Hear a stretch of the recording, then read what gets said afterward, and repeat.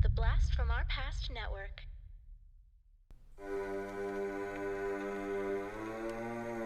Lock your doors, close your windows, turn out your lights, for chills and thrills await you. It's time for Podcasting After Dark with your hosts, Corey Stevenson and Zach Schaefer. Stay with a friend, say your prayers as grisly ghouls close in to seal your doom.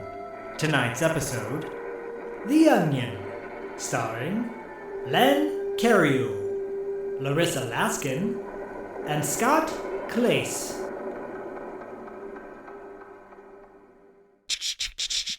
Tonight on The Punion, you have Anchor... This sucks, sorry.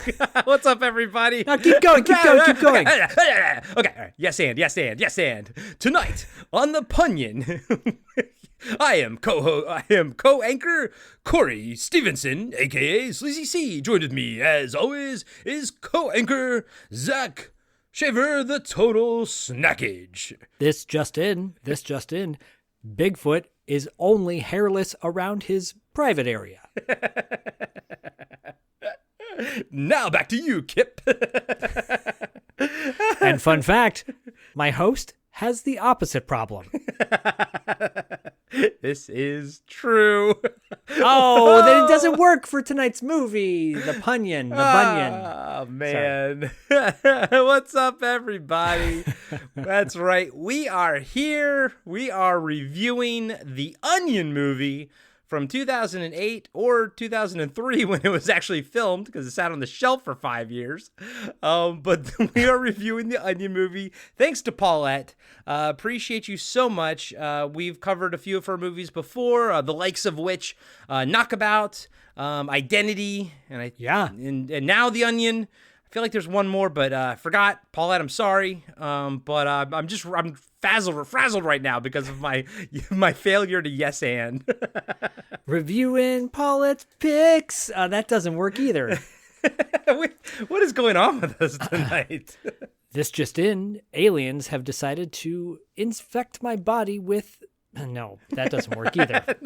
And you know what, Zach? We haven't done enough bumps of cocaine tonight to make any of this work. Apparently not. I will say that I have a neck belt and I wear it often. Not for driving though. For sexual purposes. You said that, not me. Oh, just as long as you don't die like not David Carradine, John Carradine?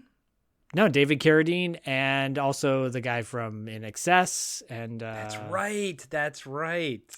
Who else has asphyxiated themselves? Woo! There was that movie Red Sun Rising. The Red Sun Rising. No, it was Rising Sun with Sean Connery and Wesley Snipes. Yeah, Wesley Snipes. Yep. And then there wasn't Kerry Takawa in that too as well. Yeah, he's the guy who's doing the asphyxiation apparently on the girl in the beginning, and it was like in the boardroom or something like that, wasn't it? Something like that. Yep. Like a saw with my dad, of course. Did see that with my brother.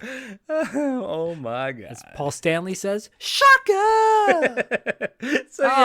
So we are reviewing the Onion movie tonight. Zach, what is your familiarity? I'm not going to say what's your familiarity with this movie. What is your familiarity with just like the Onion website, the Satirical website? I don't know when the Onion first came out, but I feel like it was a better part of my 20s. I was finding them on the net. I feel like they came out when the internet came out and were always really funny.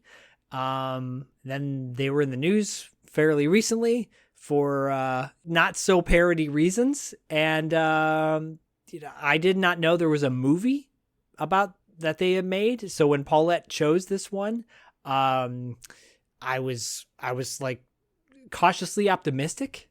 And when I watched it the other night, I was like, oh, this is really entertaining. I'm actually laughing out loud at moments. This is really good. Oh, that guy's in it. Oh, that guy's in it. This is pretty damn good.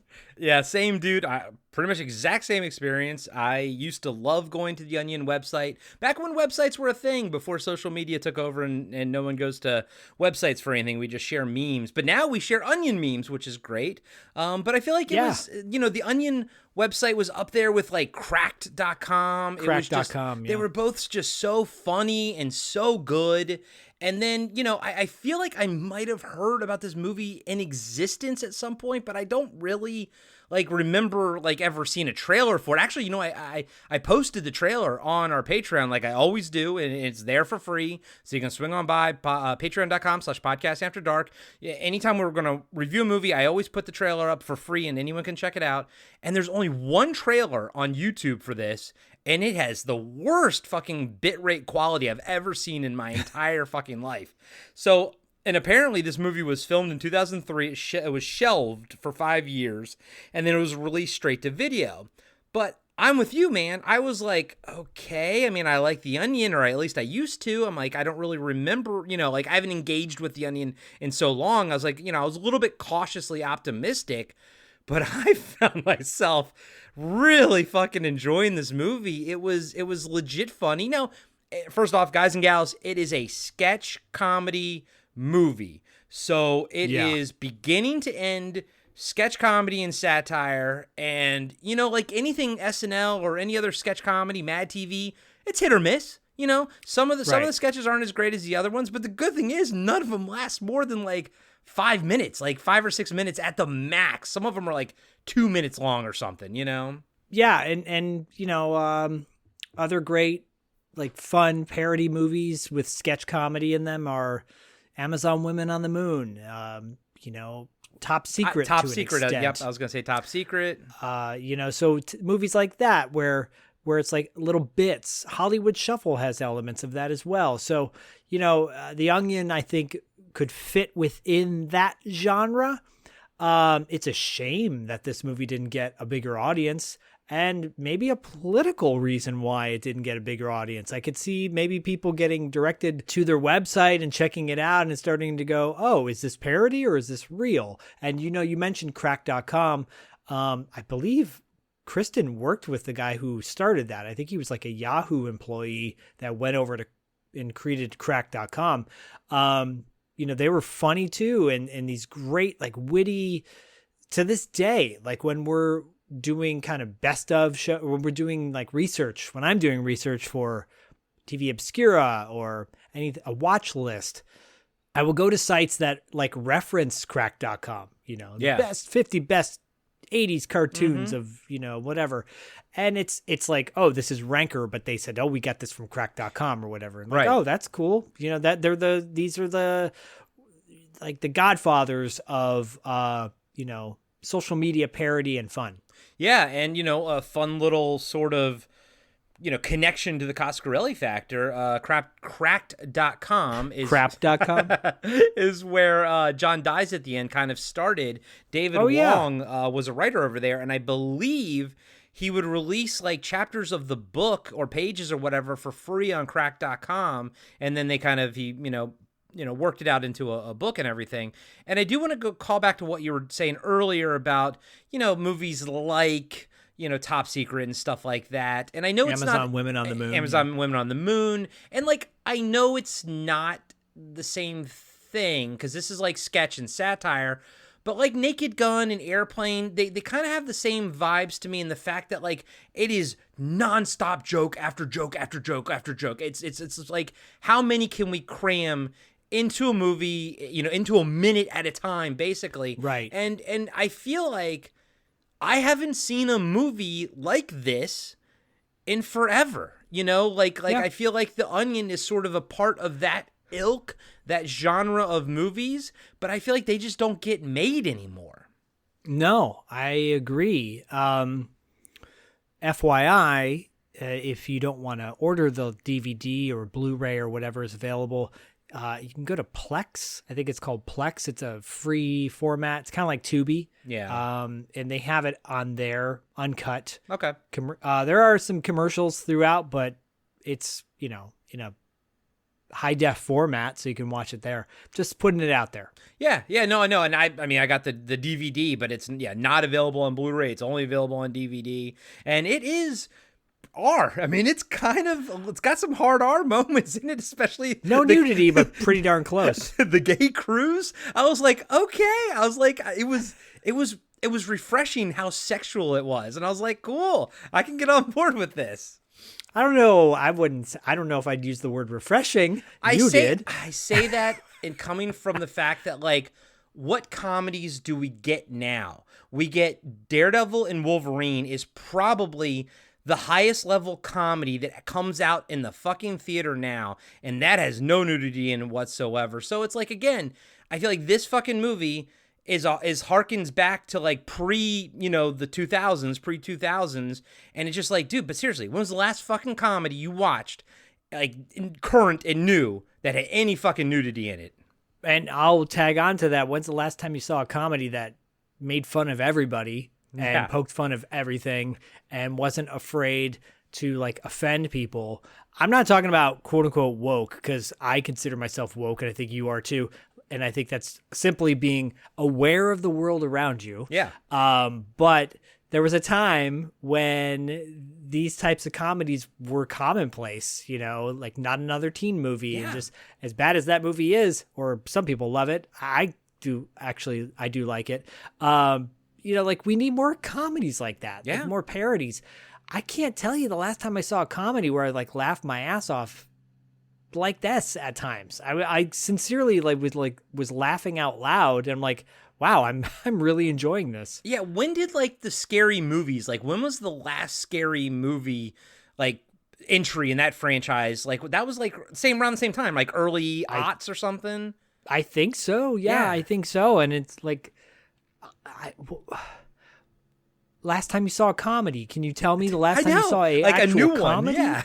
And that like wasn't not a Marvel movie. Or that wasn't, well, you know what? Even if it was like straight to Netflix, I can't tell you the last time I saw a comedy with like nudity in it, and like an R, like a hard R comedy.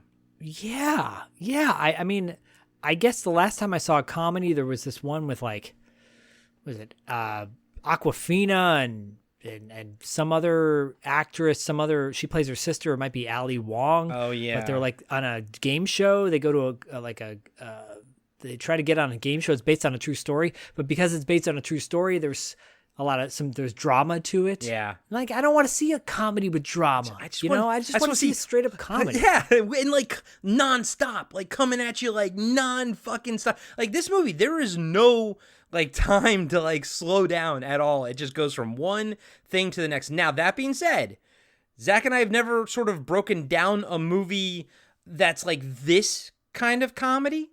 So I'm going to do my best, but I hope it's entertaining. I hope we're not just explaining a joke to you guys, type of thing. So I do hope truly that people go out and watch this, because this was a fucking blast. And I don't, and I hope our breakdown is entertaining. I just don't think it's going to be as entertaining as just watching the movie itself. No. I mean, we're going to do our best. Look, we broke down Fletch and we had a good time with that. Yeah. So, you're going to hear us laughing at jokes that we talk about. Go watch it. Yeah, just go watch it. It's a great movie.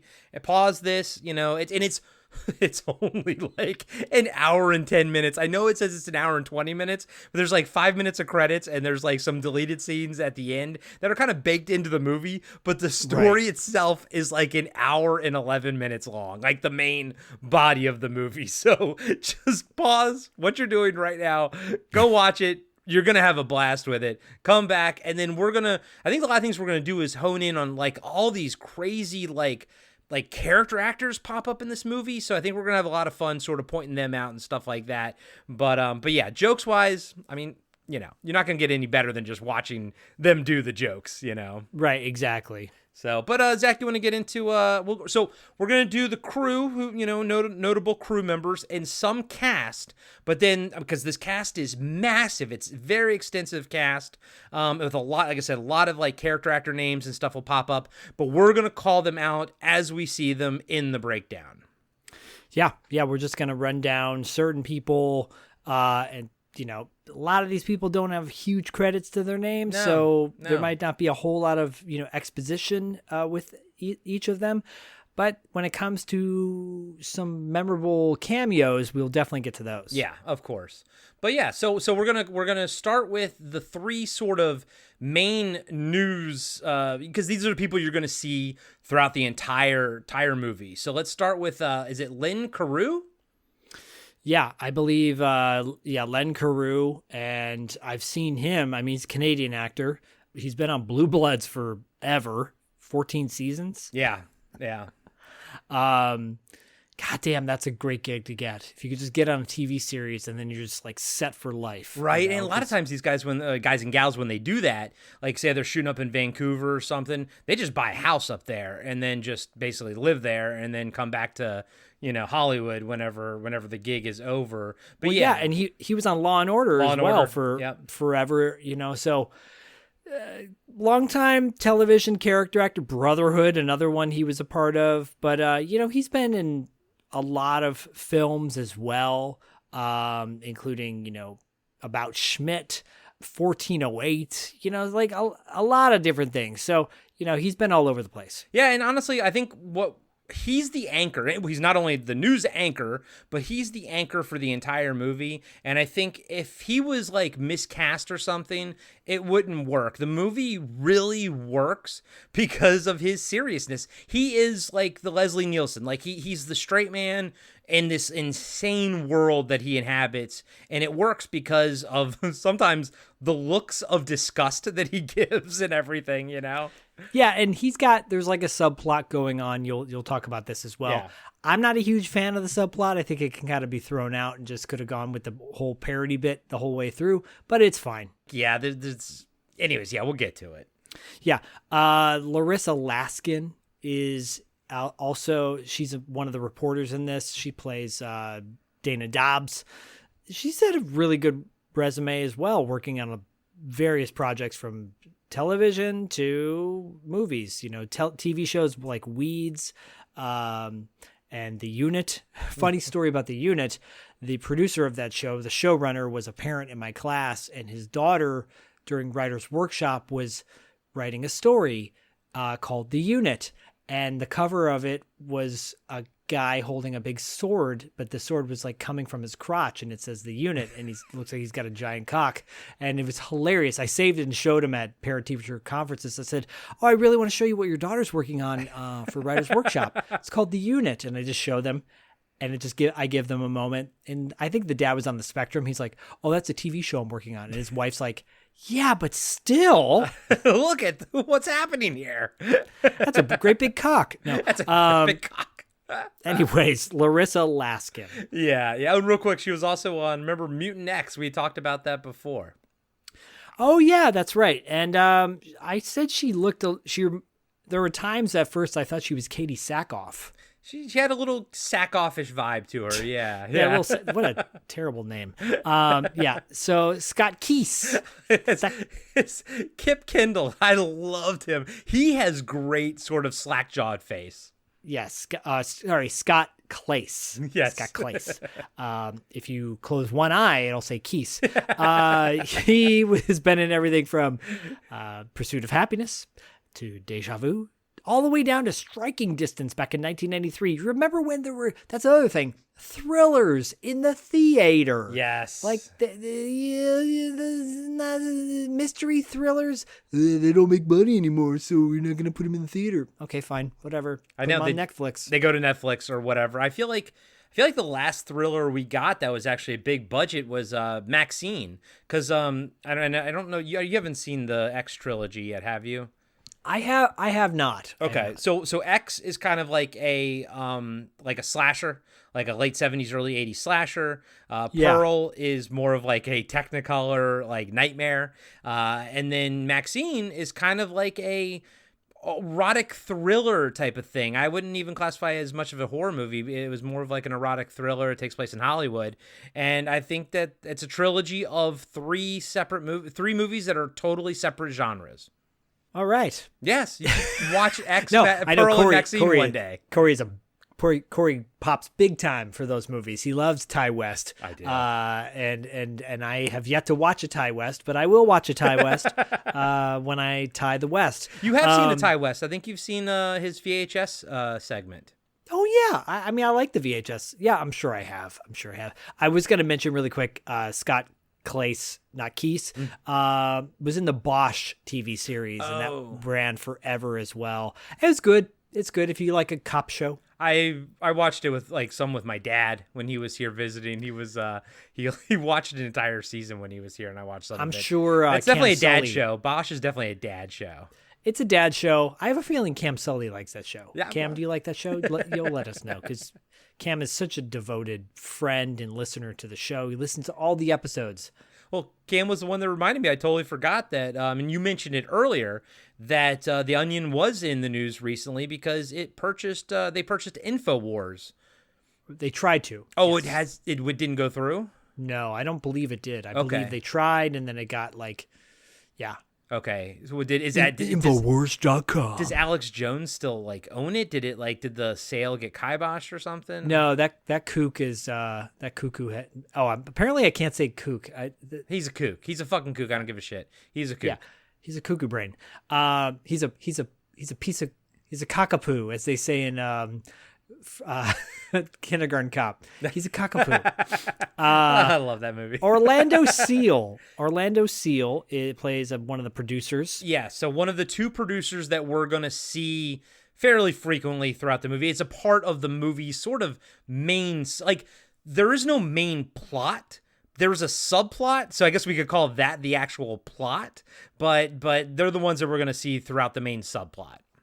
I will tell you, he has 54 credits to his name, and I have never seen a single thing he's been in besides this movie, and I've only heard about 1% of it. So I think he might be like a British actor. Yeah, he's a British guy.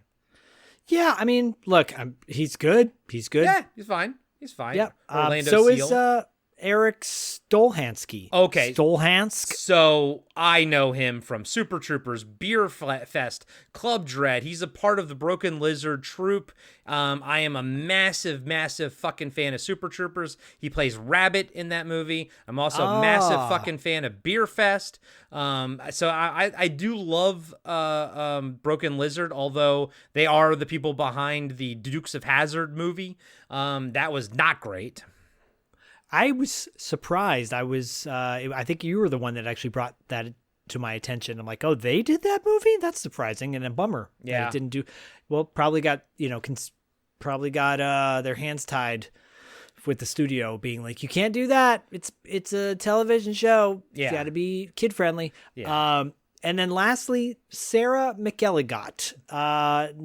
Don't know her from anything else, but she makes a big impact in this film. Yes, Melissa Cherry, who is clearly like the Britney Spears sort of, she's a parody of Britney Spears, essentially. She is. Which I guess that was relevant, because a lot of times when I'm watching this movie, I'm like, was that relevant in 2008? But it kind of makes more sense knowing that this was made in 2003. Yeah, no, and she does a great job. You know who else does a great job? One of the two directors, Tom Kuntz. Excuse me? Pardon me? What was that again? I'm sorry. What kind of name is Poon, anyways? Comanche Indian. Yeah. So anyways, Tom Kuntz hasn't done jack shit that I've ever seen or heard of. Okay. Like not a single fucking thing whatsoever that I know anything about. And then the other director, Mike Maguire, who I guess he filmed it under the name James Kleiner. Oh, they both use the same name, James Kleiner, but it's two separate directors. They probably were just sharing the workload of all the insane sketches that they had to produce. So it's probably completely in half. You take these, I'll take fucking these, essentially. Right. No, I think you're right. And then this guy hasn't done any. It's like he's worked on the same shit the other guy has, and again, nothing that I know of. It's all looks like, not YouTube videos, but also not movies, not TV shows. I don't quite understand. Like, I don't know what they are, you know? You know, content creator. Right? Probably something How like about that. How about that? Yeah, exactly. Who the fuck knows? But we should bring this up. One of the two writers, Robert Siegel, he wrote The Wrestler. Which is shocking to me. Right? Like, holy shit. He also wrote The Founder, which the one about McDonald's and everything with Michael Keaton. Oh yeah. That's I never saw that, but I know a lot of people like that film. And I think he was also the creator of the Pam and Tommy, that miniseries that was on Hulu that starred Sebastian Stan. Yeah. Yeah. And he wrote Turbo. Yes. Yes, he did. About a fast snail. Yes, I remember that one. Yeah, like guy is definitely accomplished, and this is one of his earliest works. Again, there's a lot going on here. Wait till we get to the cameos of people that pop up. Yeah, seriously. You're gonna be like, the people that are involved in this. It's wild. The other guy, Todd Hansen, who doesn't have an IMDb photo, he wrote some Space Ghost Coast to Coast. Yeah. So, and by the way, the guy who played Space George Ghost, Lowe. he just passed away about a Yeah. week ago, as of this recording. Yeah, that was a shame, man. I used to watch the Space Ghost cartoon back in the day in reruns, and then of course Space Ghost Coast to Coast. I mean, that was proto Adult Swim, you know, like that was what sort of made Adult Swim sort of happen. Yeah, for those of you that are not familiar with a network called the Cartoon Network, I don't even know if that's even exists anymore. Nighttime they'd have the Adult Swim and like great content on there, like Metalocalypse and Space Ghost and Aqua Teen Hunger Force. Yep. Jinx. Yeah. Yeah, exactly. Excalibur. Oh, C-Lab, 2032. Oh, yeah, and Harvey Birdman. Yeah, Harvey Birdman. Oh god, dude, early Adult Swim was so fucking good, man. And then now it's not. So then it was like, oh, we're gonna get edgy and political, and you're like, come on, just make cartoons about whatever. Like this, make parody stuff. This is funny. This is a funny show. This is a funny movie we're about to talk about. We're gonna have some fun. It's not gonna be your normal format. It's not gonna go 3 hours. Hopefully not, but we'll find out. Put on a neck belt, preferably in a easy chair, and get ready for the ride of the Onion. Only one news organization has the guts to tell it like it is. According to a new medical study, depression hits losers hardest. The Onion Movie, America's unrated news source. The crucial stories. News from Detroit. American Automotive announced a safety recall of all cars containing neck belts. The neck belts have been found to cause violent decapitation. Daddy's home. Hi, Dad. The essential interviews. Melissa Cherry is America's biggest pop sensation. But is this young singer sending the wrong message? My music isn't about sex. The fundamental concerns. Congress passed legislation restricting smoking within U.S. borders to a single room in Des Moines. Smokers from across the country are making the long journey to the 10x10 Smokers Lounge in Iowa. Move the car, you old bitch! And the hard-hitting movie previews. Master, how did they defeat me?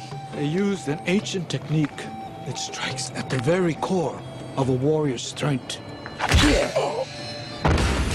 You, my young pupil, shall become a cockpuncher. Steven Seagal is Cockpuncher.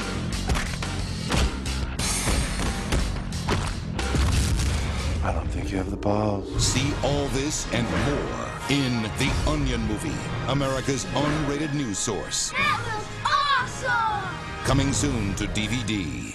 So the movie starts with fake headlines over actual historic film reels.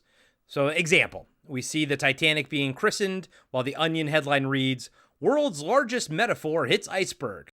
Titanic, representation of man's hubris, sinks in North Atlantic. 1,500 dead in symbolic tragedy. So I think you're going to pretty much, what you're in for at this point. Yeah. It's silly. I will say, like, this didn't hook me in. It wasn't until the neck belt that it actually got me. Yep. No, it's a slow burn. It didn't hook me in right away, too, because at this point I'm like, yeah, no, I get this and everything. There are multiple of these spanning large periods of time. Another one is, holy shit, man walks on fucking moon. Neil Armstrong's historic first words on moon. Holy living fuck. I was like, okay, that was good. Yeah, that was good. The intro ends with two guys in an office looking at the Onion website. One guy says, you can always count on the Onion to get the story. The other guy, who happens to be Joel McHale in an uncredited role, says it's America's finest news source. You go ahead. I was going to say, so here we go. First one out of the gate, Joel McHale. Yeah, so at this time, I think he was still doing that show on E! With the Talk Soup or the Soup. Talk Soup, yeah, Talk Soup. And then I think it became the Soup. Yeah. Yeah, because I met him around the time I was dating Femme French, like 2009 or 2010. And it was a taping of the Soup that we went to with her friends. So I'm assuming that's what he was doing at the time. Or, yeah, I guess so. Or he was getting close to being on it. But I I remember all that era. Joel McHale on the Soup. I used to watch the Soup too. Again, there was so much great content out in the world until all of our eyeballs became fixated on Facebook and Instagram. Oh my God. It was so good. It was. Sitting down in front of a TV to watch content versus your phone. Yeah, it was wonderful. It was a great time. It was the salad days, if you will. The Onion News logo comes on screen and an announcer says the same thing Joel McHale just said. The faux news intro introduces the Onion News team, Dana Dobbs, Kip Kendall, and anchorman Norm Archer. Norm Archer starts with a story about a massive recall of cars that feature the neck belt, a seatbelt for the neck. It seems that they have been found to cause violent decapitations, and we see a scene of it happening when a guy barely taps the car in front of him and his head shoots out the front window. So amazing. That was good. So, like, dude, seriously, Zach, we are at that point, like, 2.5 minutes into the movie, and I'm like, okay, I'm liking where this is going, because it wasn't, like, gory, but his head did go through the window. Hey, decapitation in a film is always a good time. Always, buddy. Ever since The Omen. That's one of the best decapitations ever. That's right, yeah. Any others? Black Rain. Oh, yeah, Black Rain. That was dramatic. From as a kid, that was one of the ones that got me. I was like, holy shit. That, like, I was thinking when I saw that as a kid, I was like, that can happen? Like in modern times. Like, I knew decapitations happened, like, back in medieval times when people used swords, but I was like, you can still get decapitated nowadays? Right. Before anyone jumps off a bridge. And Highlander, of course. I know it's all about. Yes, yeah. But those, like, some random dude that Christopher Lambert's fighting in the parking lot of a wrestling event. It was not as dramatic as Andy Garcia getting his head cut off. Oh my God, that was awesome. He was such a cool character, and you're like, wait, what? They killed Andy Garcia in the first 15 minutes of this movie? Coming soon to Pad. You could be, if you sign up to our Patreon now, patreon.com/podcastingafterdark, and sign up to the highest tier, like Paulette, like Cam, like Robert Ortiz, like Crystal, like the list goes on and on. We have so many great, like Brian, we have so many great friends and listeners at the highest tier. You could be a producer. You could choose Black Rain for us to break down. We could talk about the decapitation. Yes. You could choose Highlander if you want. Sure, You could choose Highlander 2. Sure. Just don't choose Highlander 3. No. And we, by the way, guys, we don't veto too often. The only time we ever veto is if we can't find it. Like, that's it. Like, if we just can't find it anywhere, that's the veto. Time. Yeah. So. Yeah. But yeah, anyways, give us Black Rain. I want to rewatch that. The next story is about the military's new innovative plan to draw new recruits. Cut to a recruiter enticing, clearly like a redneck type of guy. Guys, I'm going to have to kind of say stereotypes because obviously that's what this movie, it's making fun of. That's what satire is making fun of. So the recruiter is enticing like a redneck kid. He's enticing him with Ozfest tickets and a set of mud flaps for his truck. Ozfest. I know. Then, after 6 months of active duty, he'll be eligible to receive an ounce of weed. And 6 more months later, a bunch more weed. If the recruit serves overseas, he'll get a hot bitch poster when he's discharged. The whole time the redneck kid's That's what he says. I know, he says a hot bitch poster. And the kid's like playing with the M16 and like clicking it, and it's just, this was funny too. I liked this one as well. It's really funny because, well, first of all, Ozfest, I hadn't heard that in, I know. Well, since probably 2005. And, but then the guy, he's like kind of mumbling under his breath, and he comes back later on in the movie. It's such a Beavis and Butthead type character come to life. It's great. Yes, good call. I think that was the template for him. Cut back to Norm Archer reporting that the internet went down for 3 hours that morning, plunging the nation into productivity. I thought that was good. Agreed. And sadly, very true. Yep. The news cuts to a commercial for the new Steven Seagal movie. So, by the way, we actually have Steven Seagal in this film. Legit. It's Steven Seagal, guys. And yeah, he's already jumped the shark at this point in his career. He's already a buffoon and silly, but man, it made me miss Steven Seagal, cool guy. I know. I mean, we both know how much of a piece of shit he is, and we've even talked to people, interviewed people that have told us specifically how much of a piece of shit he is, but it doesn't mean that I don't have nostalgic love for 80s and early 90s Steven Seagal movies. Yeah, if one of you wanted to do have us break down Mark for Death or Above the Law, that's my personal favorite, Above the Law, with Pam Grier, and his early stuff is so good because he did what Chuck Norris did. He, surrounded himself with terrific character actors or terrific supporting actors with a ho-hum script and made it really fun. He's the guy's a total douchebag, and we could say that through and through. He's just not a good guy. But in this, he's really freaking funny. He really is, because he's playing Cockpuncher by Global Tetrahedron Pictures, the parent company of The Onion. It's a fun martial arts parody featuring lots and lots of punches to the cock.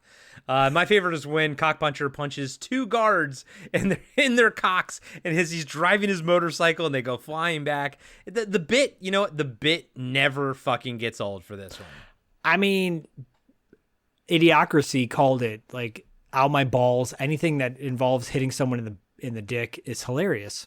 It is. It always is and always will be, just like farts. Farts will always be funny. Farts and cock punches and, yeah. You know what's funny? They went full cock punching humor in this movie, and they didn't dive into any toilet humor in it.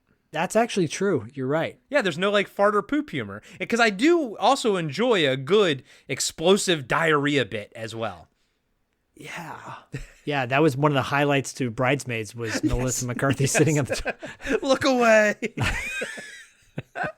That was and a great career went whatever. I'm not a huge fan of hers, but that was great. Yeah, no, that was good. Can't argue with that one. Cut to two kids sitting at their kitchen table eating cereal and screaming awesome as they watch the Cockpuncher trailer.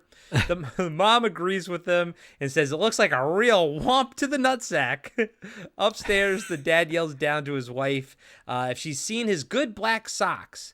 As she thinks about it, the house across the street blows up with the owners narrowly escaping death. An ad for the Onion's hotline pops up on the screen, and the mom calls it. As the fire truck pulls up to put out the fire, an Onion truck follows behind it. Dana Dobbs gets out and starts reporting on the story that a local man has lost his good black socks. As they interview the dad about his socks, all the action is across the street behind them. This was, okay. Wasn't, this one was, I get the joke, but I didn't, it wasn't that funny. But I will say this, and I start noticing it here, but this movie does a great job of transitioning sketches. And a lot of times it'll be the person in the next sketch will be watching the TV and the previous sketch will be on it, but that's not always how they do it. But I will say overall, this movie does a great job of transitioning from sketch to sketch. No, you're right. You're right. I totally agree. I think that guy's listed as typical neighbor husband. If you look up his filmography, he's been in everything from Grosse Pointe Blank to Dead Man Walking. Well, he did ADR for that. High Fidelity. And because I'm like, this guy looks familiar, right? Yeah. He's just been in a bunch of different things. So his name's Brian Powell. I just figured I'd throw that out there. Yes. I didn't mark him down because I'd already I got a million of them under my belt that I was trying to track, but I recognized him. There were a couple guys in it, like he was one of them. There's another guy in it later that's buying the Bates 3000, and I swear to God, those were like commercial guys that you just saw in commercials, like all the fucking time back then, you know? But yeah, I totally recognized the dad in this scene as who you were just talking about. Can't wait to talk about the rapist. Daniel Day Kim. There you go. That's the best part of that sketch, and spoiler alert, that's one of my least favorite sketches in the movie. It's really rough. It's rough, and it's not even that funny. We'll get there, though. Yeah. Cut back to Norm Archer. He reads, a local 8-year-old accidentally exercised his Second Amendment right yesterday when he blew off his head with his father's semi-automatic rifle. The fatal incident is being hailed by gun rights activists as a victory for America and the Constitution. This was perfect. Absolute perfect satire. I mean, it applies to today. We're never going to have reform in our country, ever. No. So we can at least make fun of it. Mm-hmm. Yep, and for anybody who's ever suffered that, I immense apologies and sorrow for you guys because it's terrible. But yeah, we're never gonna.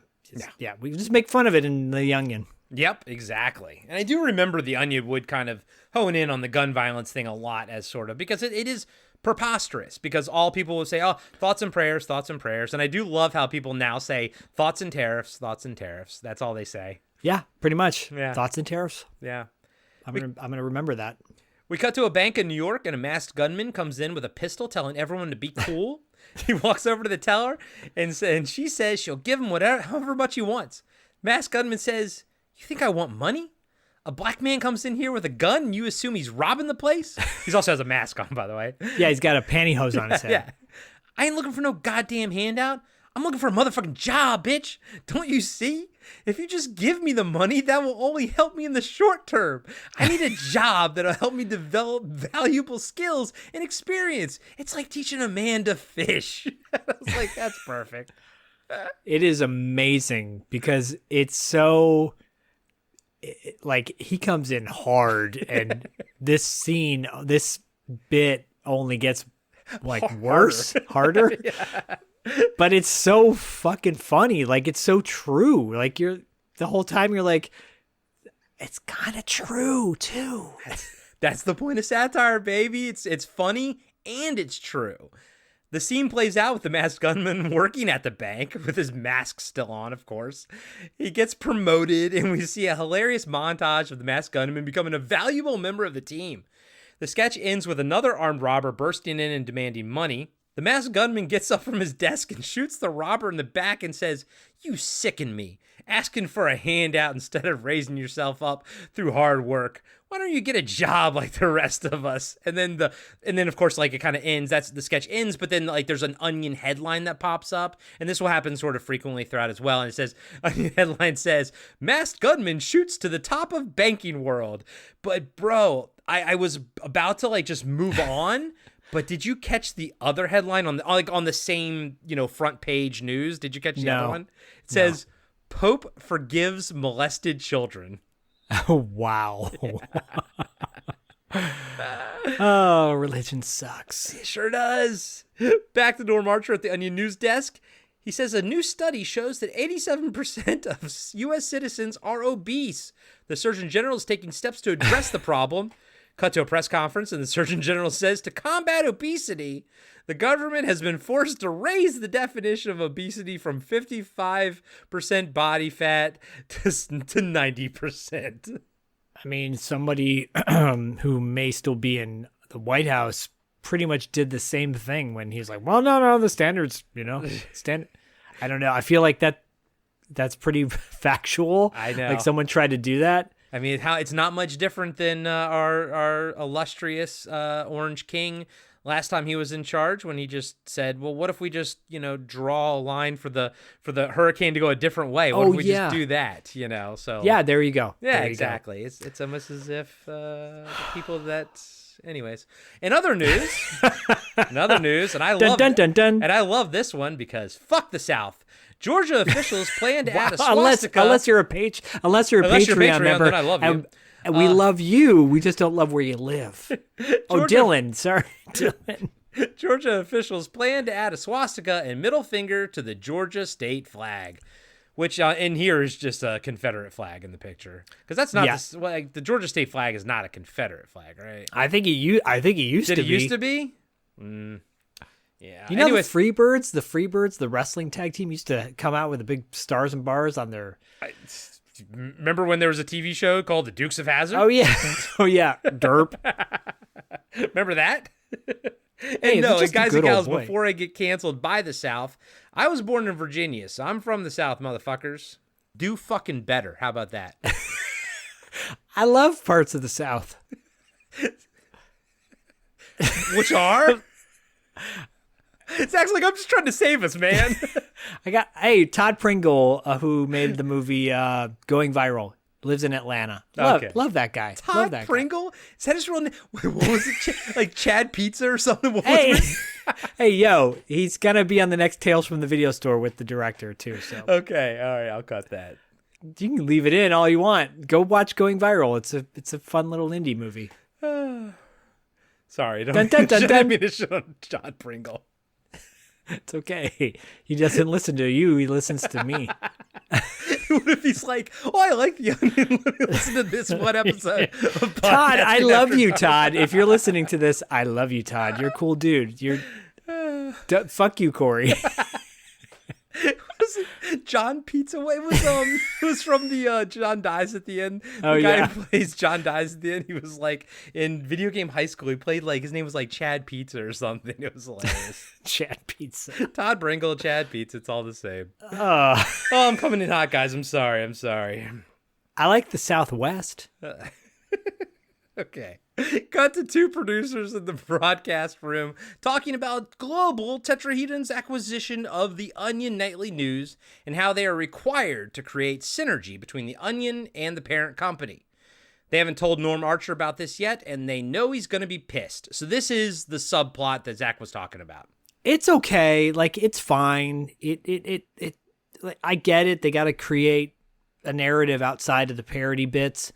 And it's kind of silly, but unfortunately, it's like kind of far and few between. They don't hammer it home too much. No, I mean, it's like literally like maybe, I don't know, 30% of the entire movie. It's not a lot. Right. Cut to a news story from Kip Kendall about superstar pop singer Melissa Cherry and whether or not her songs are sending the wrong message to her legions of young fans. The segment is called Melissa Cherry, Too Sexy for Our Children. Melissa Cherry is played by Sarah McElligott, like Zach said, and is clearly a Britney Spears parody. We see a few of Melissa's hypersexual videos during which she's barely wearing anything, but when she's talking to Kip in the interview, she's wearing a sweater and long pants. Of course, there's supposed to be that juxtaposition. It's like a turtleneck, too. Like, it's so over the top. It's really funny. Kip asks Melissa Cherry about some of the sexual explicit lyrics of her songs, and she says they're completely innocent. And he says, what about your first big hit, Take Me From Behind? Melissa says, that isn't sexual at all. It's about love sneaking up on you, like from behind. And then they cut to the Take Me From Behind video, and the pop star's in bed in a small nightie, and then a giant stuffed animal, obviously like with someone inside of it, just starts, taking her from behind. It's quite obvious. It's amazing. It's hilarious. There are a few other examples during the segment, but you get the point. The funniest one is for the video, Shoot Your Love All Over Me. I wrote that down too. Yes. Of course you did. She says it's about being in love. But Kip Kendall says the video tells another story. when she asks what kind of story, Kip says, the kind with a cum shot. I love how he's like, has that pause. He's like, the kind with a cum shot. Yeah, it's so straightforward. It was good. And honestly, I really like Kip Kendall a lot. This is one of my favorite segments. Yeah. It's a sexy segment too. Yeah, she is not unattractive, that's for sure. And she's got a rockin' bod. I'm sure she looks back. She's like, why did I have to do that? Why did I have to do that? She crushed it. Cut back to Norm Archer reporting the Pope condemned 3 more glands today, bringing the total number of sinful hormone secretion ducts on the body to 11. Fuck religion. Todd Pringle. Todd Pringle, baby.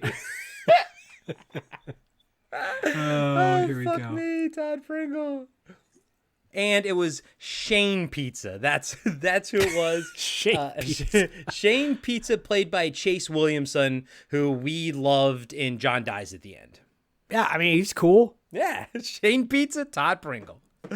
Oh, God. Okay, here we go. Go watch Going Viral, y'all. Go Okay. check it out. Okay. Look at it's free on Tubi. Okay. As Norm attempts to cover the rising tensions between Asmenistan and Slavaria, a cute little penguin character walks across his desk. I sound like I said dick. As Norm Walks across his dick. dick. All right, now I'm just going to keep it in. It's across his desk, distracting him. Cut immediately to Norm Archer walking with a purpose out of the newsroom and into the producer's office. The producers are playing. Well, we'd already talked about them. Norm asks them what the hell just walked across his desk. They tell him it's Globey, the global tetrahedron mascot. Norm tells them they can't have a shameless ad for the parent company running during the newscast. It's a blatant compromise of our journalistic ethics and integrity. The producers tell Norm what he said is a pile of shit, and Globey is hilarious. So this is probably the best segue that they do. So basically Eric Stolz or whatever, the one from Super Troopers and everything, he's like, look, Globey is, and then it cuts to this is one of my favorites, this like ad, like an infomercial style ad for the best of Bud Schwartz celebrity roasts. It's so good. It's off the wall. It's crude. It's rude. It's uncensored, So you know what kind of like ad this is. But I loved how they tied in him saying hilarious with the ad saying hilarious, and that was the bridge. Yeah, no, it's funny. They redo it. They do this bit sort of again, and that's, for me, it's tired at that point, but the first time it is funny.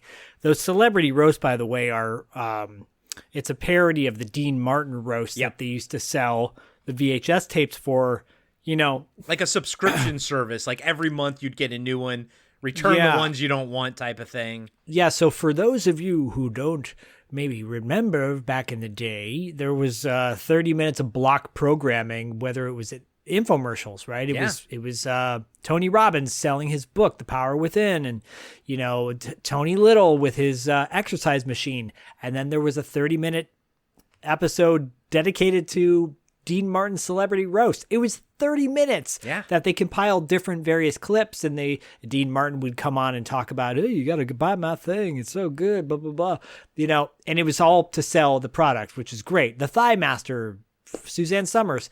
But these celebrity roasts were awesome. And the talent that they had, like, there's dudes hanging out in Vegas in the 60s and 70s must have been so much fun if you were a celebrity. All they did was drink, probably did a ton of drugs, and probably had wild orgies too. I'm sure they did. But, it would just look like a wild time. Everyone's, brown as a crisp. They look like they're like hanging out by the beach or by the pool all day long, which they probably were.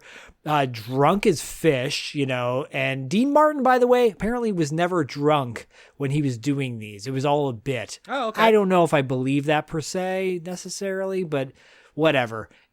They're funny. Yeah. This makes fun of it too. They're all unknown people that are playing these like quote unquote celebrities. It's great. Yeah, this one was good, and my favorite part is when like they kind of did like, and if you order now, you'll get the Bud Schwartz like him being roasted, and there's like one shot where somebody's talking to him, and Bud Schwartz looks terrified, and it's one shot, and I love it because he looks so terrified, like slightly terrified, slightly crestfallen, and I think it's great because they're not roasting him. They're like, "Hey, you're a fucking asshole. Yeah, you're a piece of shit," and then everyone laughs. I fucked your wife in the ass, and everyone laughs, and then the wife's in the crowd going, yeah, he did. This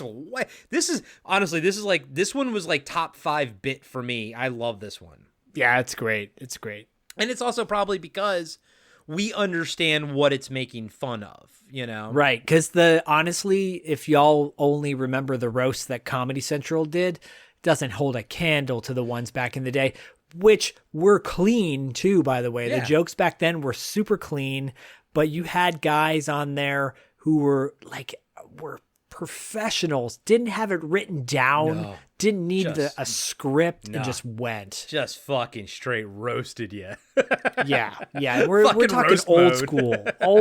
Roast mode and old school Hollywood. Yeah. I'm sure they're all free on YouTube at this point, which is crazy to me. Probably. Go check those out. Hey everybody, Corey here. I just wanted to let you know that we'll be right back after these short messages. Hey everybody, I'm Tim. And I'm Dean. And we're the hosts of Talking Back. We're a retro-based podcast covering movies, comics, video games, and more. Check us out every Monday where we hit the rewind button and dig into some of our favorite content from the past. We like to keep things fun, lighthearted, and informative. Do you feel like you need more nostalgia in your life? Then check out Talking Back. We're available everywhere podcasts are found. And now, back to the show. Cut to another trailer for Cockpuncher, starring Steven Seagal. The camera pulls back and we see an Al-Qaeda type. So there's like this Al-Qaeda type sort of, terrorist guy watching, the trailer in the cave. So again, this is another one of those transitions. Well, I'll interrupt you really quick and say, now you said this movie was made in like 2003. Yeah. Only 2 years after 9/11. Yeah. So maybe one of the reasons why this was held up for a while was because it was a little too timely. Yeah, you're not wrong about that. Actually, that's a very good point. Yeah, maybe it sat on the shelf because of it. They're like, you know what, we're not ready for this just yet. So this Al-Qaeda type terrorist, he's enjoying what he's watching, but then he kind of looks up at a picture. I guess it's supposed to be like sort of like a Bin Laden type of person. He kind of looks up at it and smacks himself on the face, and he's like, decadent, immoral, Western filth. And then he kind of keeps watching the trailer and enjoying it, but then he smacks himself again, says it's sort of the same thing. But this is kind of just more of a bridge to segue into, he pops in a VHS tape titled Martyrdom Made Easy. And then we cut to that video, and this video is more of the bulk of the sketch of what this sketch is. And so Martyrdom Made Easy is a how-to video which features Ahmed and Aman. And now Ahmed, he's played by Ahmed, but he was in Iron Man 3, he was in Don't Mess with the Zohan, and Aman is played by Amir Ta'ali. I recognize him. I didn't quite write down what he was in. Zach, do you know what he's from? I've never seen it before, but he was in Harold and Kumar Escape Guantanamo. Jesus Christ. What to expect when you're expecting? He plays Patel. He plays Raza. Interesting. Yeah. And he plays Mark Wilson in High Potential. I think I know him from Harold and Kumar Go to Guantanamo. I think that's where I know him from. Apparently he was a voice on American Dad for quite some time too. Yeah. He's still working today. He's still doing a lot of stuff. So a lot of cartoons, a lot of voiceover. Mm-hmm. Yeah. So they're playing like sort of two terrorist brothers, and the video uses Ahmed to show the right way to do something and Aman as the wrong way. They both get blown up in each segment regardless. We also get an animated segment showing the terrorist what awaits him in heaven when he's a martyr, which is unlimited sex, $350 and a bunch more weed. And I like how the guy in the cave is like, cool. But the sex scene, by the way, the animation in this was very explicit. Yes. I'll leave it at that. It reminded me of like old Fritz the Cat style animation, you know? Oh my God. I remember watching that with my Eric, brother. Eric, I know. Oh boy, oh boy. Oh boy. I don't know about this. I was like 8 or 9 years old. Jesus Christ. Zach, get in here. Watch this. I want to watch Starcom. I want to watch Starcom. It's NASA. Get in here. Watch this. But it's NASA. Get in here. Oh my God. I remember the first nude boobs I saw was in Heavy Metal the movie, and my stepdad made me cover my eyes with like this quilted blanket that had like holes in it, like not like, you know, holes because it was old, but like, you know, quilted blankets aren't like completely opaque. Yeah. You know what I mean? So like I saw everything. I saw everything on the screen. Yeah. To the cue of Journey. Yeah, buddy. Oh boy. That was the first movie we ever reviewed. Guys and gals, Zach and I reviewed Heavy Metal the movie. It's the very first movie we ever reviewed. If you want to go back and listen to it, I can't promise you how it sounds. Hey, but here's the thing. Corey and I were talking about this the other day. There's so many episodes that, you know, new listeners haven't checked out. Go check out those old episodes and see where we were to where we are now. Yeah. And I can guarantee you, if you listen to it, it'll be something for your ears. If you listen to it, it'll be a podcast. We made a podcast. Don't know if it's any good, but it's a podcast. Ooh, boy. Ooh, boy, I lost again. Good one. Good Fletch. We get a great transition as the movie goes from the terrorist cave to a dorky white kid at a convenience store playing an arcade game called Suicide Bomber. This is funny. Once he loses, he goes outside and meets his two other dorky friends in the front of the store. They are waiting for their fourth friend, Tim, to show up. Just then, a black Escalade bumping hip-hop music rolls up, and Tim pops out. He's another dorky white kid who's trying to be cool by dressing and acting black. And I'm saying black specifically because that's where the joke is going to go in this sketch. Yeah, it's relevant. So Tim is played by Brendan Fletcher, who is in Freddy vs. Jason, The Last of Us TV show, and Violent Night. He's actually really working up until today. He has like 133 acting credits under his belt. Yeah, he's like a low rent. What's the guy from Breaking Bad? He looks a little bit like him. I know. Yeah, I know who you mean.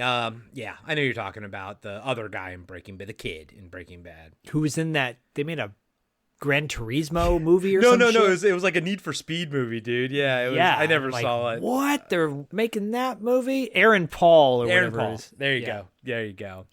One of the other dorky kids that had the really sort of pointy face, his name is Todd Bosley.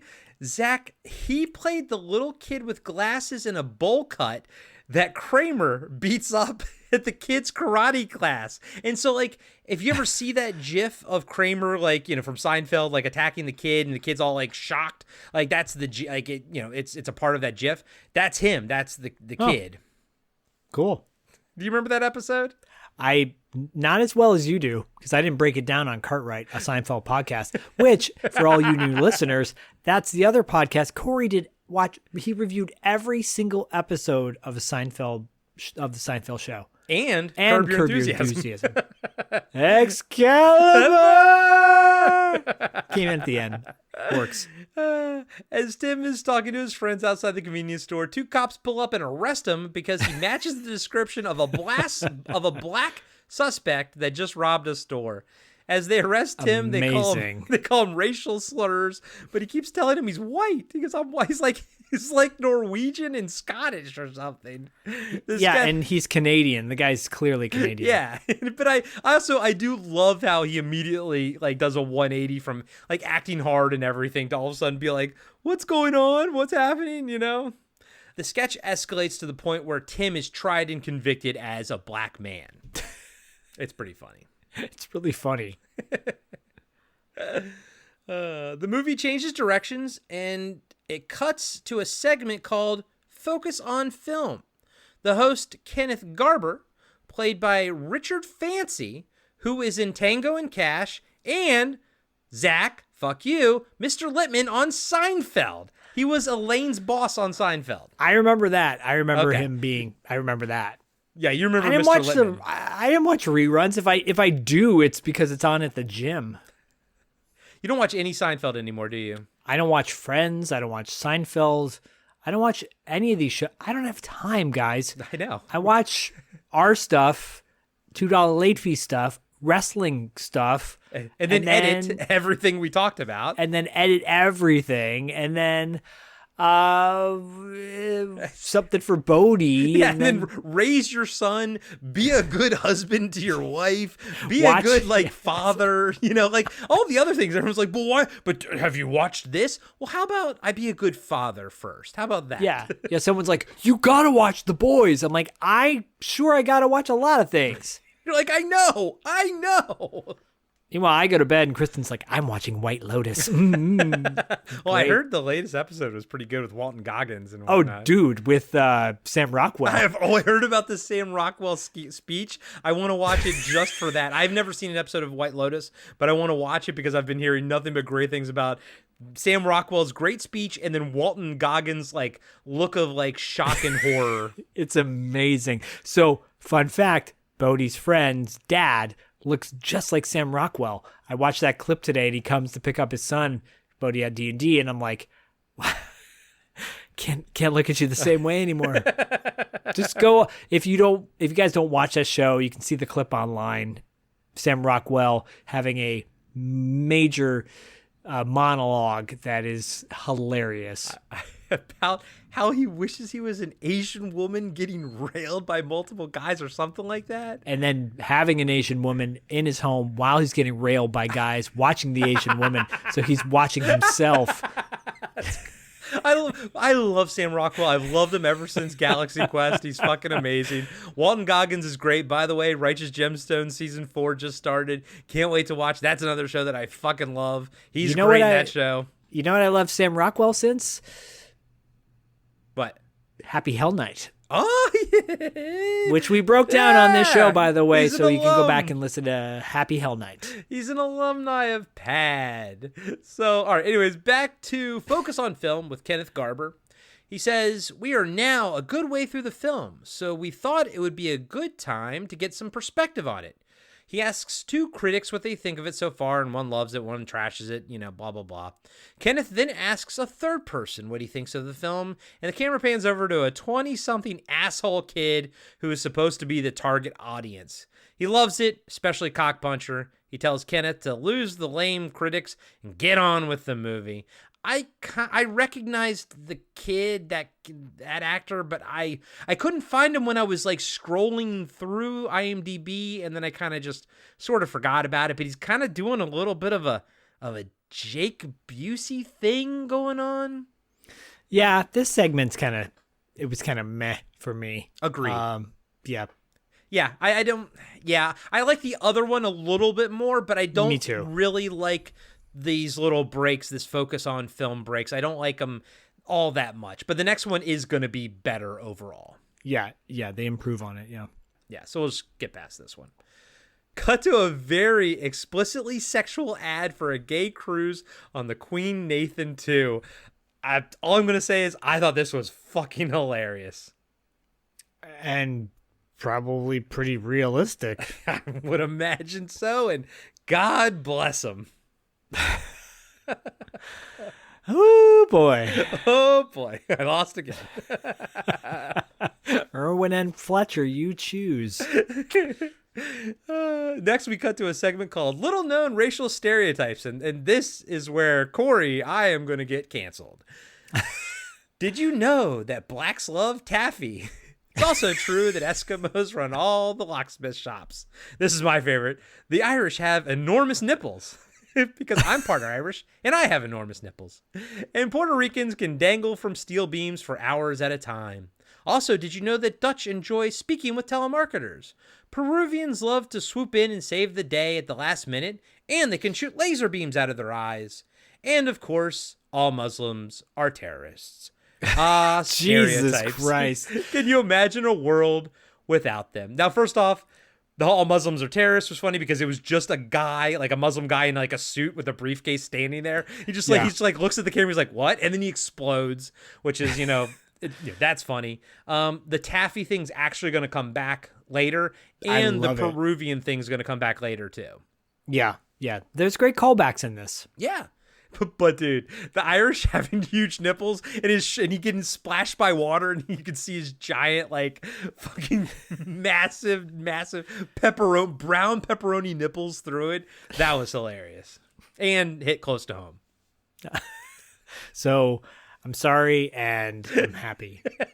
And good night. And and we all lost again. Once again. Oh, okay. Here we go. And this is my commentary. I don't know what Zach feels about it, but cut to the worst sketch in the movie, which is my opinion. A group of friends are hosting a dinner party where they usually play a murder mystery game. A new friend comes over for the first time, but instead of a murder mystery, it's a rape mystery game. The new friend has to play the rape victim and clearly has a problem with it. The scene ends with her leaving. I don't know, like, the only thing I thought good about this was Daniel Day Kim. I was like, hey, Daniel Day Kim, love that dude. Yeah, so it's one of those, like, elaborate, Zach. I mean, it's one of those moments where they're like, oh, this isn't as bad because it's not murdering somebody, and the woman has to lay it on the ground and be the rape victim. And they're like, don't forget, your pelvis is been shattered or something like that. I mean, it's so it's so messed up. And then she leaves in disgust, and then the woman's like, what are we gonna do? And she goes, I guess I gotta be the rape victim now. Yeah. But that's like an outfit she has to put on for it too. And like, I mean, I don't think it. I laughed because I'm just like, this is so wrong. And see, actually, I mean, this is perfect because proof that comedy is subjective. I didn't love this sketch, but you did. So it's like, I think that's fucking awesome. I didn't love it. Clearly, Zach loved the sketch about the woman getting raped. You can isolate that sound. Woo! We all lost again. Oh boy, oh Chevy. And outside the house, we see the friend that just left walking down the sidewalk. She steps on a wad of taffy and says, fucking blacks. Then the Onion headline pops up and says, new party game won't take no for an answer. It's really freaking funny.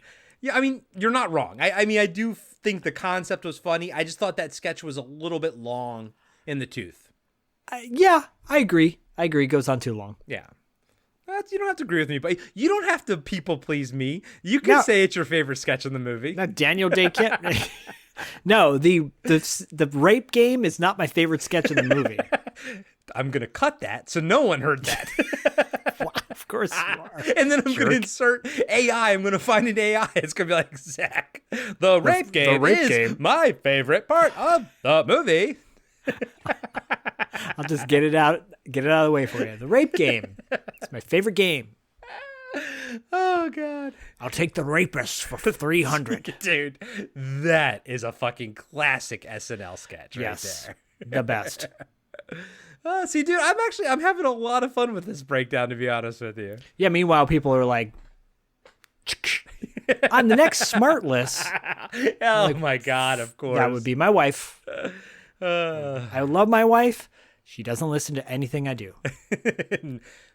Mine used to, but then she had no free time anymore. So, well, that makes sense. Cut to Norm Archer reporting that the nation's anti-tobacco lobby won another victory when Congress passed legislation that restricted smoking within U.S. borders to a single room in Iowa. The sketch goes on for a little bit, but it's okay. It's more of a visual gag. You kind of have to more see this one, Yeah, I agree. Norm then reports that a judge has declared that an aerobics instructor is too fit to stand trial for murder. After that story, Norm reports, according to a new medical study, depression hits losers hardest. I mean, I laughed at that. Me too. I did too. That was a good one. And I like these like little ones where he just kind of fires off like a couple sentences and then moves. I mean, come on. This is like sort of an amalgamation of like Weekend Update on SNL, you know, sort of like kind of thing. Yeah, I agree. I agree with you. Hey, Norm. Hey, Norm. If you were a hot dog, would you eat yourself? Will Ferrell as Harry Carey is probably top 3 of my favorite SNL sketches of all time. So, cheap plug, if you go to the interview I did with Mark Lawrence, who's a wrestling commentator for World Class Championship Wrestling. I think it's on YouTube, obviously, you know, audio for Territory Marks. And he worked, he didn't work directly with Harry Carey, but his co-worker, Bill Mercer, did. And some funny Harry Carey stories. Harry Carey could be quite the asshole. I'm sure. I don't know like much about Harry Carey. I know everything about Harry Carey from the SNL, you know, parody. Yeah, well, that's not accurate, but it is funny. Hey, Norm. Hey, Norm. And I love the one I love was the one that where Norm was actually, I think, fired on that one. So it was like Colin Quinn was the host. But I love how but they hadn't changed the writing yet. So he still goes, hey, Norm. And Colin Quinn just kind of is like, what? Yeah. And then he's like, did you gain weight or something like that? It was good. Cut to the redneck we saw earlier, as Zach mentioned. He's like the one signing up for the military. He's watching a Melissa Cherry video in his basement. Cut to a middle-aged white guy at a Best Buy style store called Vault Village. The Melissa Cherry video is playing on the background. That's sort of how the transition happens. Yeah. This guy right here, I feel like he in the early 2000s, late 90s, early 2000s, he was on every fucking like Geico commercial and everything. And you know, like all those fucking commercial people that you just see. Like they just live in commercials. They're all like from the Groundlings and stuff like that, you know. So I'm sure he's a fucking Groundling too. But I saw him and I was like, this guy used to just be commercial guy forever. I mean, it's a good gig too, right? And of course, they'd always pair him like even though like he'd be on a commercial selling like I don't know like a grill or something. It's like him, this like doopy fat guy, and then of course he'd have a hot wife or something, you know. Of course, always. Yeah. That was the early 2000s for you. Hey, it's just what is that Modern Family like? Oh, yeah. Where they're like, it's Ed O'Neill didn't Sofia Vergara wasn't that his wife? Yeah. You never watched Modern Family? Nope. That was a good one. It was a good one, buddy. That was a good one. I'm not going to go tell you to watch it, but it was a good one. No, you're not going to tell me to watch any of these. But... No, I'm not going to tell you to watch anything, buddy. You don't got the time. Like, don't talk to me about this. You ain't got the time for that, man. Nope. The guy wants to upgrade his computer, but doesn't need anything fancy. Of course, the salesperson, played by Paul Scheer, talks him into getting the Bates 4000. So, dude, Paul Scheer with hair, but still the same, like, balding pattern, but his hair's just longer. But in, like, was he doing How Did This Get Made at this time? No, probably not. I mean, he's probably getting close to doing it, but this is all, like, post, though, like, what was it? I Love the 80s and I Love the 90s shit on VH1. Oh, God. Yeah. That was all like him, and because he was what was he Upright Citizens Brigade? Is that who he was from? I think yes. Yeah. Yeah, and I think everyone on those I Love the 80s or whatever, it was all Upright Citizen Brigade people. Right. Like was Michael Ian Black and stuff like that. Yeah, and God, what's that guy? Finesse. Yeah. Or whatever. Yeah. Like all those guys. All these names and all these sound clips. It's not my favorite. I did not like that time.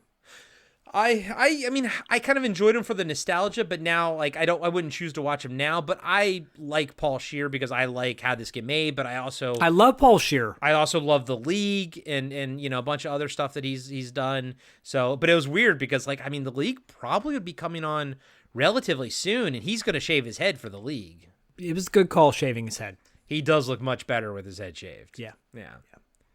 I got some Paul Scheerness going on right now, and it's only because I'm getting a haircut tomorrow. Like I am just overdue for. Are you gonna shave your head? Yes, I always shave my head. All right. It's all grown out now.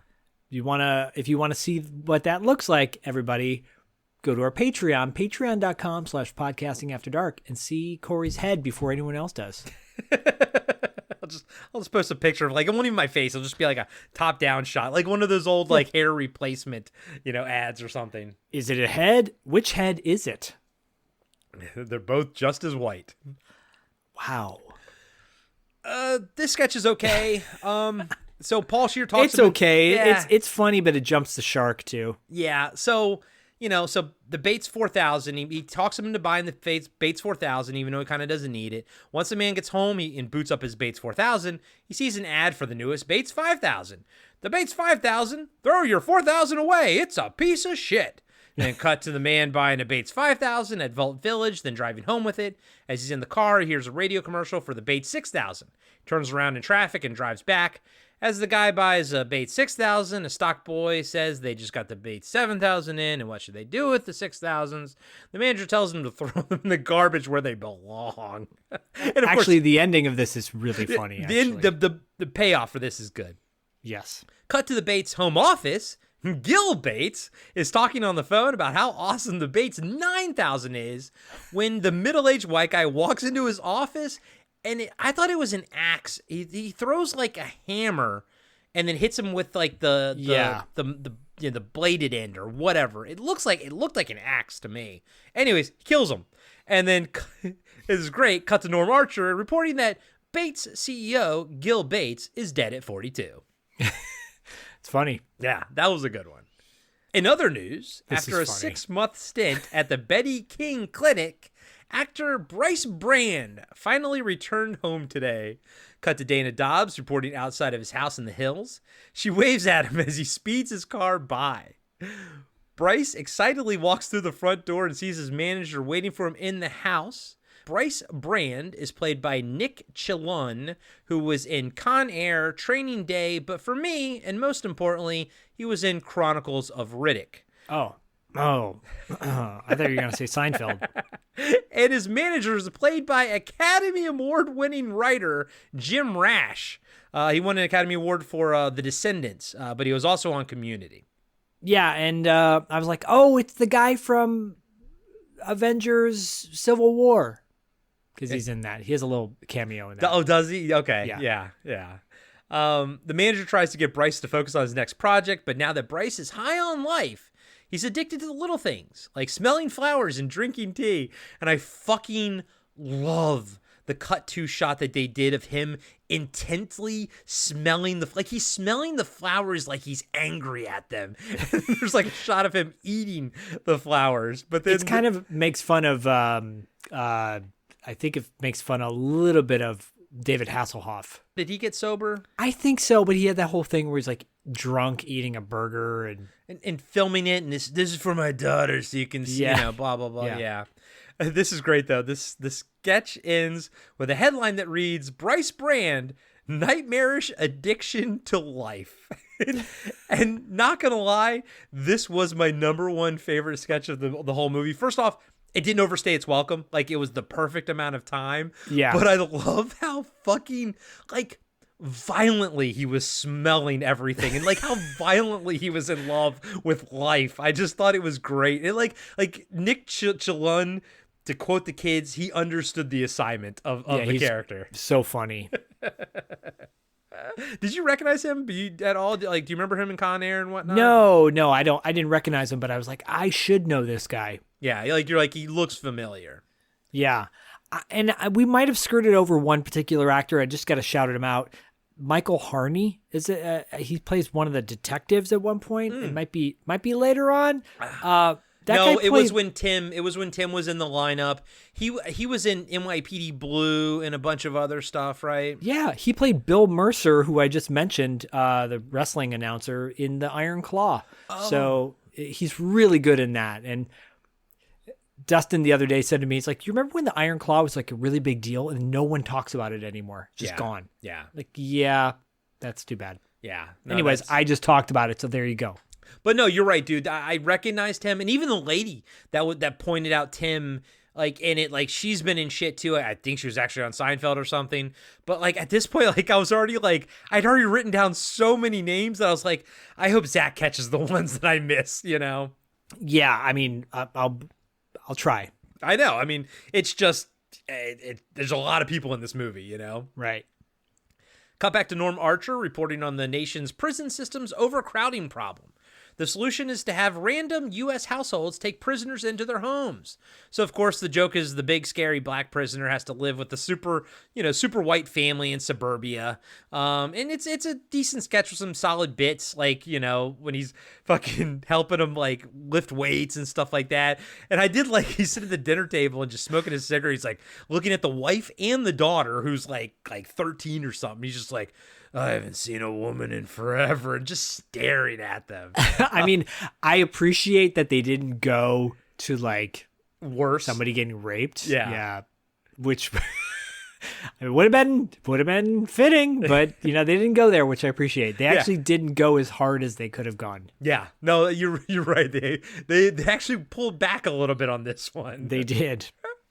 Cut back to Norm Archer saying that if the program is successful, another 20,000 prisoners will be moved to suburban homes in the next month. Jesus Christ. And here's a better focus on film with Kenneth Garber. So they cut back into it. He's joined by Kwame Roberts, who is played by Tom Wright, who was in Marked for Death, Barbershop, and Zach, he was George's boss Morgan on Seinfeld when George worked at the Yankees. Okay. You're like, aye. And then the other person, I don't care. It's when Fletch touches the hot engine. Hey ho, hey. So that's Kwame Roberts, president of the National Coalition of African Americans, and James Nakatomi, director of the Asian American Alliance for Equality. Zach, who plays James Nakatomi? I didn't have to even look it up. Nope. It's Getty Watanabe from 16 Candles, who clearly, I mean, maybe he does have a problem with it, but clearly doesn't mind parodying and stereotyping Asian stereotypes. Yes. And he was also in Vamp, a movie that we reviewed a long time ago. So Richard Wenk interviewed him, the writer-director, and if you look up his resume, oh boy, oh Chevy. What a resume. And D.D. Pfeiffer. So, I mean, we've and D.D. Pfeiffer. Yeah. I can't believe we interviewed Richard Wenk. I mean, he wrote like he did director to write the Equalizer movies. I think he just wrote them, didn't he? He wrote them, but then I think he might have directed one. He's doing the new Lethal Weapon movie, whether you like it or not. Oh, no shit. It's funny, Robert Russler I've had on $2 late fee from Vamp as well. I never talked to him about Vamp. So, time for a follow-up. He works out at my gym. It's funny. It's like we're workout buddies. Well, get him on pad and we can talk about that in, Nightmare on Elm Street Part 2. Yeah.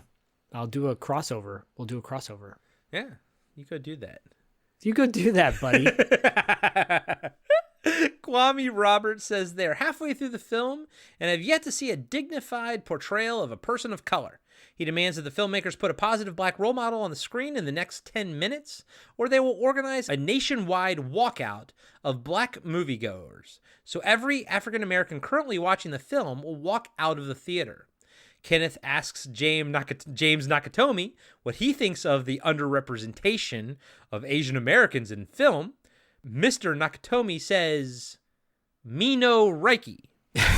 And I love Jesus Christ. That's all he says. And I love how Kwame Roberts just kind of like turns his head slowly and just looks at him. And then Kenneth Garber says, "Now back to the movie." Oh my God. Me no Reiki. I love Getty Watanabe. I know. Good job. Good job, Getty. I love that name, by the way. Getty's a cool name. Revenge of the Nerds, guys. Fuck yeah. Cut to Norm Archer reporting that 18-year-old Joey Frinkle is suing for the right to be sexually harassed at work. We see a picture of him. He's a dork, of course. Oh, man. Norm tries to report on another story about a deadly virus outbreak when he's again distracted by Globey, the global tetrahedron penguin mascot. I couldn't believe that I said tetrahedron correctly, that I fucked up saying mascot.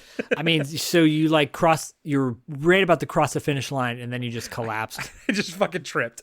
You're like, I'm going to make it. Ow. Globey announces that Cockpuncher will be in theaters Friday. You'll have a balls. Now that was clever. Instead of saying you'll have a ball, I love that. That's good.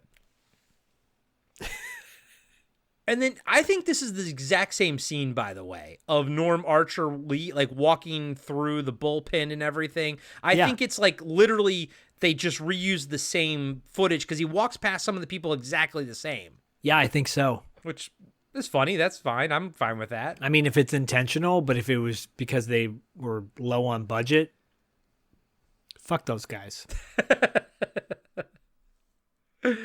Says the man who loves the sketch about the rape game. Hey, I didn't. Backtrack. That's so messed up. It's so messed up. It's the most offensive scene in the movie. Oh, this is going to be a fun one to edit. So we see him walking into the producer's office. He says, all right, listen to me. Our job isn't to advertise our parent company's movie via a goddamn penguin. Our job is to deliver the American people fair, balanced, hard-hitting news. And then Eric, the Eric producer, is kind of putting in the office, and the Orlando producer is reading an issue of Maxim with Melissa Cherry on the cover, except the two M's on Maxim are covered out, and so all you see is the AXI. Did you notice that? No, I didn't notice that. And it's a fake cover because, she is on it. Yeah. But they clearly used the Maxim logo when they built the magazine, and then they had to kind of scribble some red over the two M's because they're funny. like, guys, we didn't get the rights to use the Maxim logo. They can do it now because that company is folded.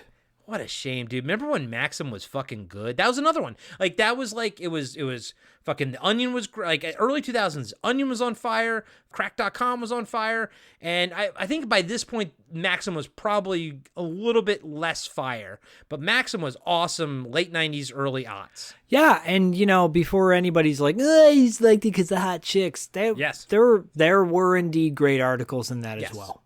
Oh, no. That's the thing. A lot of the Maxim writers went to The Onion and to fucking Crack.com because they were good, like, humor. The articles were actually fucking funny, but you also bought it for fucking Jennifer Love Hewitt in, a bikini. Yeah, and then you got shamed when you bought it at CVS or whatever. Right. Oh, why are you getting this? Why do you think? To laugh while I'm whacking off. Come on. Well, you said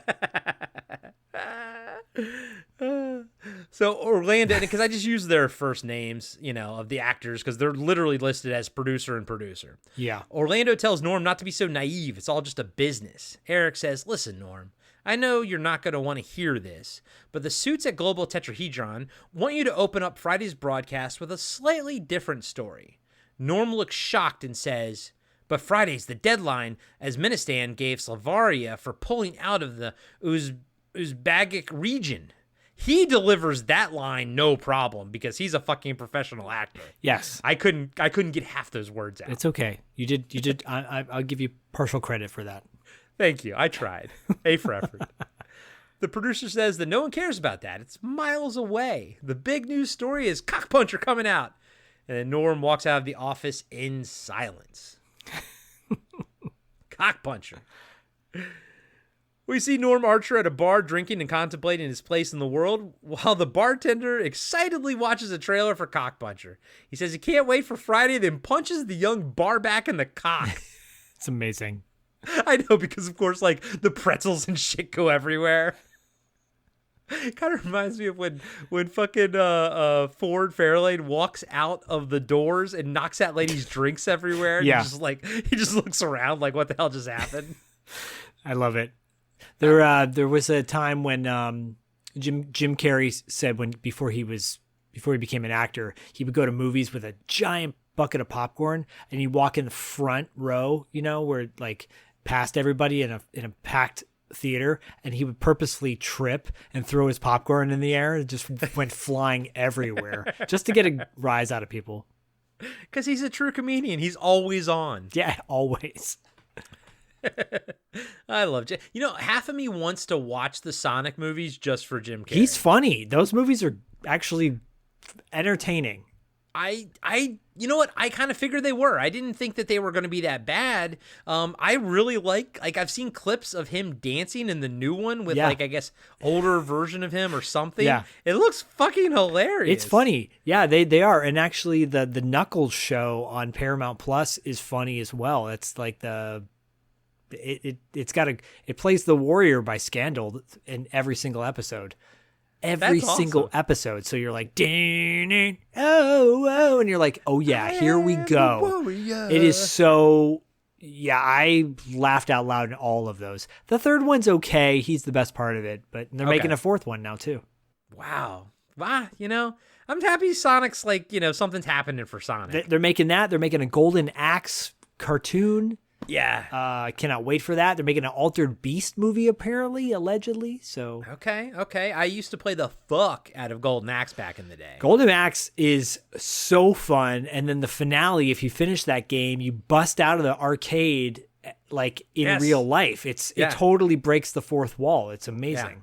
Yeah, no, that was such a great fucking game. Or series, I should say. Back when beat 'em ups were fucking awesome. Yeah. Actually, beat 'em ups are great. Like, there's a whole swath of like these modern day beat 'em ups. Like Streets of Rage 4 came out, and it's like all modern graphics, but it's all still hand drawn. So it's like insanely gorgeous, Yeah, and I read the other day that the Toxic Crusaders game is coming out by the summer, apparently. Okay, we were supposed to get that last like November, December. Dude, you and I have been fucking chomping at the bit for that thing. Yeah, so allegedly it's coming out for like Steam by the summer, and then for console devices later on in the year. So it's coming out. It's coming out. Okay, so they're still working on it. I'm just glad. Look, for video games, I don't mind waiting.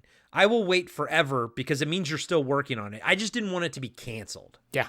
I don't, we live in a day and age now where you got to wait a little bit longer. You got to be a little patient. And by the way, we both got our Blu-ray copies of the Toxic Crusaders cartoons. We sure did, and they are fantastic. They are. I've actually watched the whole fucking thing, dude. I fucking loved it. Great fucking cartoon. I mean, I want to re-review it on TV Obscura, but yeah, we covered it. I don't know, 2 years ago at this point. Who the fuck knows? Yep, somebody didn't like it, so because someone doesn't like 90s cartoons, apparently. So we're still at the bar. Just then, a black man wearing a bow tie walks in asking for directions to the library. Cut to Kwame Roberts watching the movie with other members of the National Coalition of African Americans. He looks at them and they all nod with approval. Yeah, it's funny. Yeah. Back in the movie, we see the same black man leaving the library with his books. The librarian locks the door since it's closing time. As he walks away, a man, like a white man, walks up and puts a book in the overnight return slot. I did not see where this was going. I was shocked, but yeah, our vice president might do this. I know. See, I thought the same fucking thing. Not ours, the vice president. So the guy starts to walk away. Then he stops, goes back to the return slot. He looks around. Then he starts fucking the slot. Unfortunately, his dick gets caught in it. As he yells for help, a commercial pops up. Has your penis become stuck in a library book return slot? Call Costman's, the penis people. We've been the Tri-County area's penis retrieval experts for 64 years. We'll get any penis out of any slot for $39.95. So don't just sit there and hoping that your penis will magically free itself. Call Costman's. This was probably my top 5 favorite sketch of the movie. There are 6 people listed in the credits as with penis in their name. There's the not penis, but peen out guy, library penis man, penis pal, Glenn, penis ethnic man, penis boy, penis businessman, and yeah, that's it. So, I would. What did you play? What was the last credit you had? Oh, I was a penis ethnic man. Penis ethnic man. Oh boy. Did you like this one? Did you like this sketch? Oh, it's hilarious, but I'm like, ooh. Why would you fuck a return slot? I mean, aren't there shows about like a guy was in love with his car and he tried to fuck his car. Oh yeah, dude, that was like some TLC shit back in the day, wasn't it? My Strange Addiction or something like that. Yeah. People are weird, yeah. man. People are weird. People are weird. We all are. Every one of us is fucking weird. And yeah, our I guess apparently our vice president likes to fuck couches too. So His poor wife. Well, whatever. yeah, she knows who she married. Yep. Just cue that Law and Order. Go-dun. For life. For life. Time for the D&D sketch. Oh. Zach, Woo! do you like this one? Part of it. Some of it I did. Yeah. Okay. That is funny. It's funny because it's another one of my least favorite ones in the movie. Oh, there's moments that I think are funny. We see 3 nerdy high schoolers at a library setting up to play some Dungeons and Dragons when Lyle, an older kid, rolls up and takes the game way too seriously and crashes their party. Lyle is played by Jed Rees, and I will always know him as sort of the main alien guy in Galaxy Quest. I thought he was fucking funny in that. Okay, because the guy from another older kid tries to get him to leave the kids alone and let them play, but Lyle dismisses him. That guy is played by Greg Pitts, the O-Face actor from Office Space. Yes.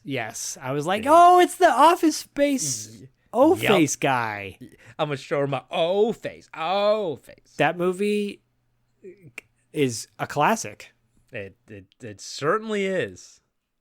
You know, that movie never hit for me the way Clerks did, because I never really worked in an office when I saw that movie, I had never worked in an office setting like that. So it just never really connected with me. I'm not going to say I didn't like The Office. I just think it just didn't hit me, you know? I mean, I hear what you're saying, but man, like the not gonna work here anymore. You know, lines like that, or the guy who listened to gangster rap and then he winds his window up. And you know, like shit like that. There's so many moments in that movie that are so funny that are just like, what the fuck is a PC load letter? And he like hits the machine, but it like kind of breaks, and like it's just there's so many great moments. I love it. I love it. I mean, I probably have to revisit it. You'll revisit it and you'll love it. I'm sure. The D&D session is played out in a montage where we see Lyle being a complete asshole as he destroys their party. As he's cleaning up alone, Lyle wishes that he could live in a world of fantasy forever, smiting orcs and ogres alike with his trusty broadsword. And he gets his wish. The lights go out in the library and smoke fills the room. A booming voice says he heard his wish and will grant it. Lyle is whisked away to the land of his dreams, where he's immediately crushed by a monstrous ogre. The creature says, "Fucking geek." That part I didn't like, but I like the part where he like has a 2-liter of Hawaiian Punch. He's Hawaiian and Punch. I'm just like, what is that? What dorks do? Like, you know, guys who haven't grown. First of all, I love D&D and I still play D&D, so I love it. And I think this segment was funny just from the point where it's like it was kind of making fun of them, but then the kids looking annoyed with him too. Like, what's wrong with you, you dork? Like, it's a funny segment. It falls flat towards the end, but it starts out pretty strong. Yeah, and I do love his fucking 2-liter Hawaiian Punch. And did you notice he's wearing a Planet of the Apes shirt? Yes. Like the Tim Burton Planet of the Apes. Of course, the shitty one. Yeah, this fucking crappy one. Got back to Norm Archer reporting on a basketball game. Player Deshante Jackson blames God for their loss. Bitch, I don't know why you do this shit to me. So it's like, instead of blaming, thanking God for his win, they lost. He's like, I blame God for it. I get it. That one wasn't that great. No. This one's the saddest one. Next, we get a sad sketch about Alzheimer's patients marching on the Capitol, demanding a cure for pancakes. I mean, it was funny, but like when you take a step back, it was sad. I mean, rape is horrible too. It's all bad. Apparently, the head Alzheimer's lady who's like leading the march, apparently she was like a big actor like way back in the day, and this was her final film credit. So that was one of like 5 pieces of trivia that was in the trivia on IMDb for this movie. I mean, the first one that pops up in the trivia, you're like, oh, that's sad too. But, you know, Yeah, we'll get to it. We'll get to that one. This one's funny. Cut to an infomercial for the What About the Children Foundation starring singer Michael Bolton. He makes fun of himself all the time, and I love it. Me too. I love Michael Bolton. Yeah, apparently, Dustin showed me this Lonely Planet one where he sings about Pirates of the Caribbean. Like, it's a rap song, and he's obsessed with watching Pirates of the Caribbean. It's really fucking funny, where he turns himself into Jack Sparrow at one point, and you just look up Lonely Planet Michael Bolton, and wait, is it Lonely Planet or Lonely Island? Oh, sorry, Lonely Planet. That's the travel guide, Lonely Planet. Yeah, Lonely Island. Is it Lonely Island? With Andy Samberg and them and everything. Yeah, Lonely Island with Michael Bolton, and it's called Jack Sparrow. It's really funny, and it's Michael Bolton making fun of himself. So he's in drag at one point, and you're like, damn, dude, this guy is just he's cool. Yeah, I got no beef with Michael Bolton whatsoever. And of course, call back to The Office. Isn't the character's name is Michael Bolton? Oh yeah, Office Space Michael Bolton, and he's like, John C. McGinley's like, I champion his catalog of music. Something like that. So if you want a kick-ass Michael Bolton song, look up Fool's Game by Michael Bolton. It's one of, I think it's his first album he did. It's rock. He's got Bruce Kulick from Kiss as his lead guitarist. And Fool's Game is like butt shaking metal music. You want to like shake your butt in that. You want to wear tight jeans and shake your butt to that song. Fool's Game. Okay, I'll go check that out. Yeah. I got no beef with Michael Bolton whatsoever, and I think he's great in this little sketch here too. Me too. So he's walking through a village, talking about kids needing help. Then we see in the example of what said help will do for these kids with Debo. So because Debo was sponsored by What About the Kids, he now has a house and all the food he can eat. But of course he hoards it all and doesn't share with his neighbors. And that's the joke. So it's like, basically the idea is that you're always given to these organizations and you think they're going to spread the money out. But like, what if they just give it all to like one kid, and then he's got a house, he's got like food. Kids try to get in to eat, and he's like slamming the doors in their face and everything. Like, get out of here, you fucking poor people. It's really funny. So it's just funny because the moment you have money, you just hoard it. And, see the oligarchic world that we live in now. Yeah, pretty much. Yeah. Thought that was kind of funny. Yeah, I agree. But overall, yeah, what'd you think of this infomercial style sketch? It's funny. And it's great. And you get to see Michael Bolton, so it's a great cameo. Yeah. Back to Norm Archer reporting on the verdict that's just been handed down to Tim, the white kid tried as a black guy. Dana Dobbs is reporting from the courthouse where an angry mob of Negroes is rioting. And, of course, said Negroes are white kids dressed like Tim. Cut to a military general watching the news report from his desk. He says, "Those crazy Negroes," as he shakes his head. Just then, somebody knocks on the door, letting him know the meeting is about to start. In the boardroom, we see the general and other military officers listening to someone pitch them a better landmine than the one they already have. But the military passes on the contract.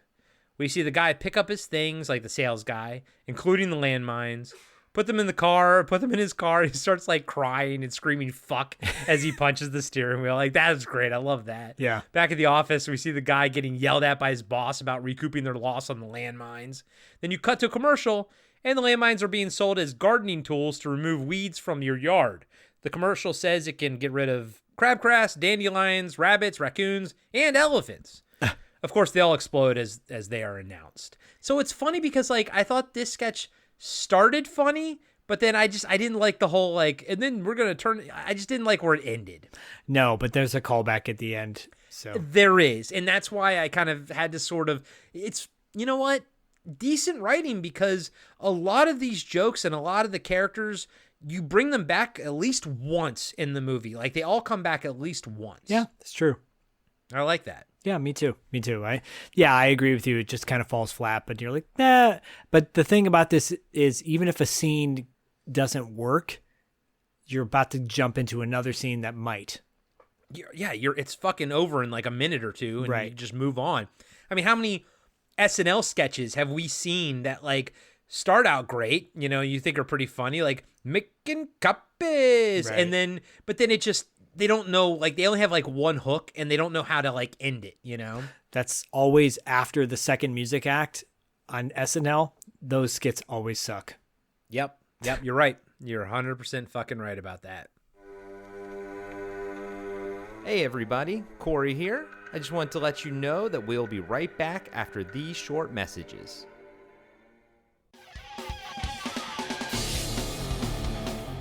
Have you been wondering where's the beef?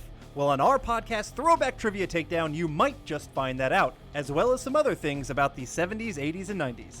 We're a nostalgic-based trivia show that pits two challengers head-to-head in a duel of the decades, with categories ranging from movies, TV, and music, to slang, food, and fashion. You're sure to get the best in retro-themed trivia. So strap on your jelly shoes, grab a surge, and walk like an Egyptian to your favorite podcast app and check out Throwback Trivia Takedown. I heard even Mikey likes it. And now, back to the show. Cut back to the Onion Nightly News, and Norm Archer announces it's time for the weekly inspirational portrait. This week, it's the Brendan Leroy story. By the way, he's played by Kirk Ward. So this guy, Zach, I know you have a picture of him in your head. Yeah. Do you remember when Amazon Prime, they were doing these things where they were making these pilots, and they would go to they would take one to series depending on how many views that it got. Right. And do you remember they made a Zombieland pilot? Oh yeah, I forgot about that. And it kind of like caught my attention because it was written by the guy who wrote the movie and everything.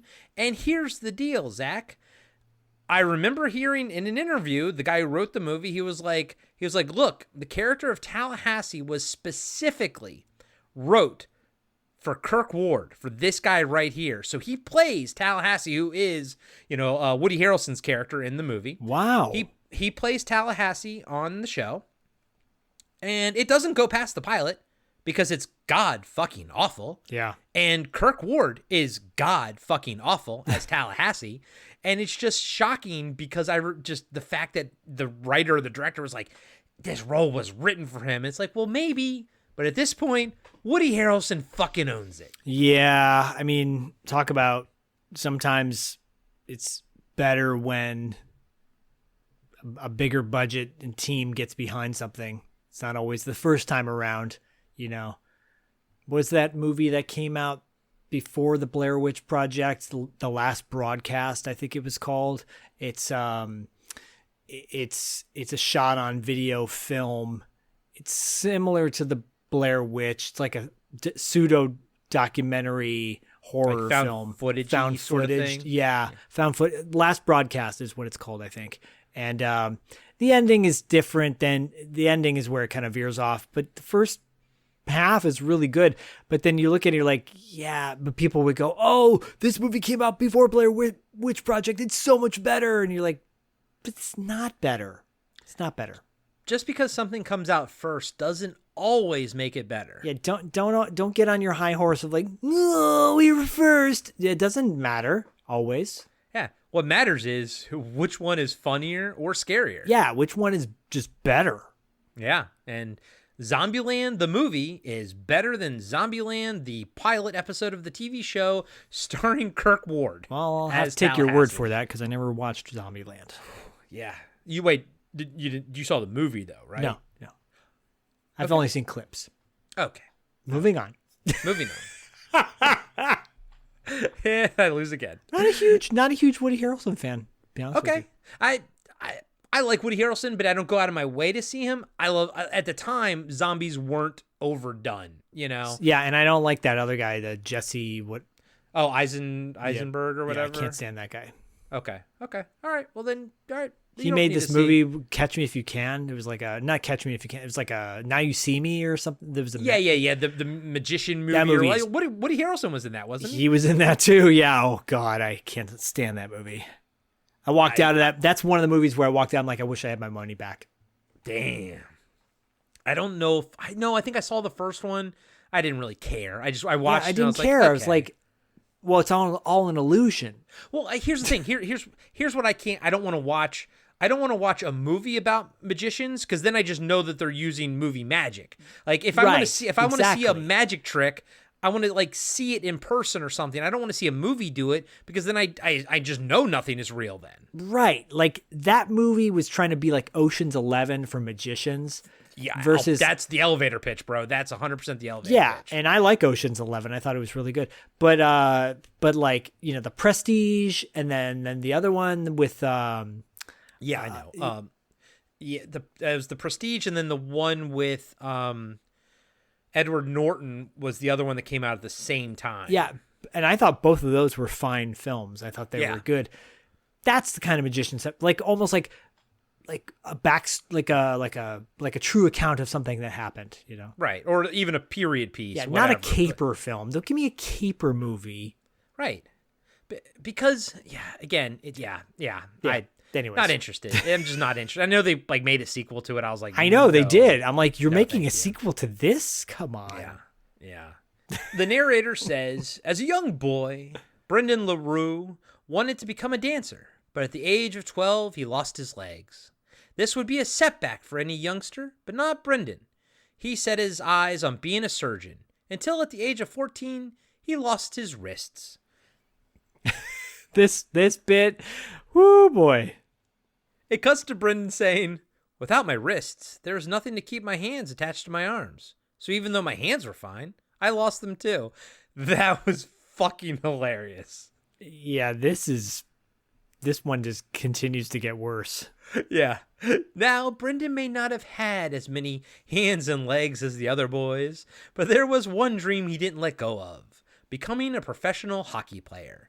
And now we see a legless and handless guy in a wheelchair playing hockey as well as you can imagine. At first, the other players treated him fairly, but when they saw the special treatment he was receiving, that soon stopped. Now we see him getting absolutely pummeled on the ice.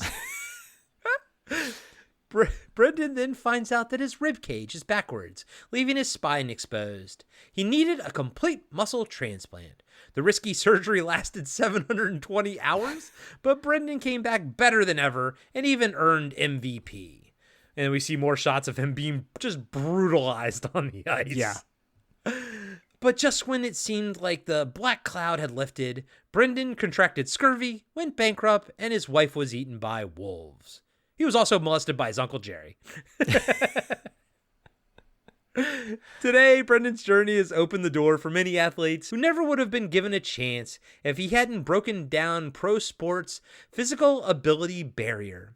Athletes like Emma Heathcote, cerebral palsy sufferer, and 3-time national equestrian champ. You see her on a wheelchair on the back of a horse. The horse goes forward and she just falls off the back. I can't. This is the most offensive scene in the movie. Blind stock car driver Bobby Templeton. I love how happy he is when he's driving and the dog is in the passenger seat barking, telling him where to go, and he crashes, of course. Of course he does. Deaf Olympic sprinter Craig Connors. Gil Saranen. No, you've got to go over the deaf sprinter. Okay, so the deaf sprinter, he's at the starting line. The gun goes off, everyone runs, but he doesn't move. They go pow, pow, pow, pow. They just keep firing. Gil Saranen, the world's first professional comatose diver, they just shove a gurney off the top into the water. Into the water. And of course, Chicago shooting guard Herbie Cohen, who was born with Judaism. And he can't shoot. And he can't. He just gets blocked by a big dude. Yes, none of it would have been possible without Brendan LaRue, a true inspirational portrait. That was a good one, dude. Yeah. Especially the part, like, his hands were fine. He just lost his wrists. So stupid, but it's really funny. It's dumb as hell. Yeah. It's dumb as hell. Cut back to Norm Archer, and he reports, in adult entertainment industry news, the nation's porn stars gathered today in Los Angeles in a unified demand for stronger, more intense sexual intercourse. This is a stupid skit. Like, this one, I feel like they cheesed out a little bit. I feel like they didn't, no pun intended, they didn't go as hard as they could have. Yes. Good point. Because it's basically them just like shouting out, expletives, and that's it. Like, oh, I want to be fucked hard, or like, yeah, it's just a joke on what they all say anyways in the fuck me harder. Yeah. Yada yada yada. Norm moves on. This one's good. Norm moves on to the next story that the Los Angeles Police Department has issued an apology for the accidental shooting, clubbing, stabbing, firebombing, choking, impaling, electrocution, and lethal injection death of an African American man. Wow. Again, parody, because it'll never happen. That'll never happen. Especially not the Los Angeles Police Department. They would never. They've never had the most allegations put against them for a big city PD. Never. Cut to Kip Kendall, reporting from a college campus in Santa Cruz as kids are protesting the Slavaria and Axminidate, I can't even say it, conflict. There's one kid leading the protest. For the past 3 years, Slavaria and Azministan have been locked in a pointless and bloody war. Their cowardly leaders sent innocent, he's like this college kid, and he's like, we need to just get these leaders in a room and let them fight it out. It's the joke is that these college kids never have any actual like idea of how to fix this. It's like, just put them in a room and like, we all just need to figure it out. And of course, everyone cheers and everything like that. But the camera pans around the crowd and we see two government spooks watching the protest. Of course, you think they're going to take him away or something. They approach Chad, the kid that was just making the speech, and tell him they're with the UN. They are very impressed. What Chad said was dead on. They want him to negotiate talks between Slavaria and Azministan. We are convinced you are the man who can finally bring peace to the troubled region. Will you do it, Chad? Will you help us increase the peace? I like how Chad's like, are you fucking kidding? Fuck yeah, dude, I'm in. Cut to the UN where the leaders of both countries are yelling at each other. The two officers lead Chad into the room and he says to the leaders, guys, let's take a chill pill here. The two leaders look at him and Chad goes on, don't you guys realize that war, no matter how justified it may seem, is not the answer? The Slavaria leader says, it's not? Chad says, that love is the answer. Then he takes out a giant bong and says, now let's get this peace shit started. We see a montage of Chad and the two leaders smoking weed and like doing like college shit together, protests, like all kinds of different college stuff, washing cars. It's funny because they're still in their suits, and everything. Yeah. It ends with them all smoking in a dorm with friends. And then the two leaders are kind of like on bean bags as well. A girl's kind of cuddled up next to one. But again, they're in their bags. They're in their suits. And that's why it's funny. Yeah. The two leaders get in a fight because one is hogging the bong. And then, like they kind of get in a fight about that. And they get in a fight about the one like country's weed sucks more than others. And, I like how like the fight sort of escalates and then it cuts back to Norm Archer reporting that the crisis between Slavaria and Azministan deepened today. So like nothing he did helped. Nope. They just smoke more weed. As he's reporting the story, he gets interrupted again by Globey promoting Cockpuncher. Cut to Norm telling the two producers that if tomorrow's lead story isn't about Slavaria's deadline for pulling out of Uzbekistan region, then he's going to resign. As the elevator closes, the Eric producer says, Cockpuncher Mania! And then Norm closes his eyes in disgust. I love how douchey they are. Yeah, and this is leading to the finale, which is bonkers. Yeah, it's actually really fucking good. Cut to the next day. I think this is it. Cut to the next day, and Norm is sitting at his desk contemplating his next move when someone tells him it's 2 minutes to airtime. Norm puts on his jacket and somberly walks to the Onion nightly news desk. He says, good evening. Then there's a long pause. Norm looks at his scripts, then he puts them down and says, For the past 27 years, I've sat at this desk dedicating myself to one thing: delivering the news to you, the American viewing public, in the most fair, balanced, serious way possible. I love how we cut to Kip Kendall and Dana Dobbs watching in the green room or something, and they're just kind of like, oh my God, no, you know? Yeah, because they know what's coming. Is this going to be the I'm as mad as hell and I'm not going to take it network scene? It's first off, great fucking movie. Second, obviously we all think that that's where this is going to go. Right. When was the last time you've seen Network, by the way? Oh God, a couple decades. Yeah, it's good. It's a good movie. You know, it's Yeah. one of those, like, you see it once and you're like, okay, I'm good. I've seen a classic. Yeah. It's not something you need to watch like all the time, but if you've never seen it, you fucking have to watch it. Yeah, there was a time when I was like, oh, I got to own every, what is it? AFI Top 100 Top movies. 100, yep. I got to own all of those. And I'm like, but how often do you rewatch those movies? You don't. Yes. Agreed. Well, back in when that first came out, I think it was like late 90s or something. Me and my buddies were like, we're going to watch all of them. We watched like 4, you know? Yeah. Yeah. You just like, okay, I saw One Flew Over the Cuckoo's Nest. I saw Midnight Cowboy. Now I want to kill myself because they're all depressing. Yeah, right? They are. They're all fucking depressing. All the 70s movies because everyone's depressed. We're going to see that. We're going to see that coming up pretty soon, I think. The next swath of movies that come out, the next big wave, like people are like, what, every era has something. Right. Hope, 80s was like hopeful and upbeat, and then the 90s was like, where are we going? I don't know what's going on. Yeah. Then 2000s is lost. Yeah, the aughts, You're just like, oh, we don't know what we're doing at all. Well, the next ones will be depressing. Probably. Well, I think they already are. Like, the winner was like a movie about the Academy Award winner was like a Russian prostitute or like comes to America or I don't know. The only Academy Award nominated movie this year that I saw was The Substance, and that should have fucking won because that thing was awesome. Yeah. But a gooey body horror movie with lots of nudity. And by the way, you see Demi Moore's bush in it. That's never going to win an Academy Award, but I have been trying to get my mom to watch it because I'm like, it's an Academy Award movie, nominated movie. Go watch The Substance, Mom. Wow. Great fucking movie, by the way. I'll watch it. I was not telling you to watch it, but you should watch it. I will watch that, I think. Can't watch it with, I don't think Femme French is going to like that. You definitely can't watch it with Bodhi. All right, well, then I won't watch it. You're like, well, fuck. I watched that new Aliens movie. Oh, God. Oh, Romulus? Can't get my money back on that one. Oh, you didn't like Romulus, huh? I just was like, I don't care about any of these people. I don't care about any of them. None of them I liked. Interesting. I didn't like none of. I was like, am I watching a video game? I feel like I felt like I was watching the Aliens video game because I'm like, none of these people matter to me.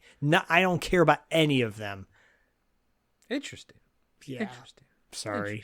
That's okay. And that one guy who was high all the time. What a loser. What a piece of crap that guy was. That's okay. I just watched a movie that you loved the other night and I hated it. I don't want to tell movie? you which one it is. Oh, Longlegs.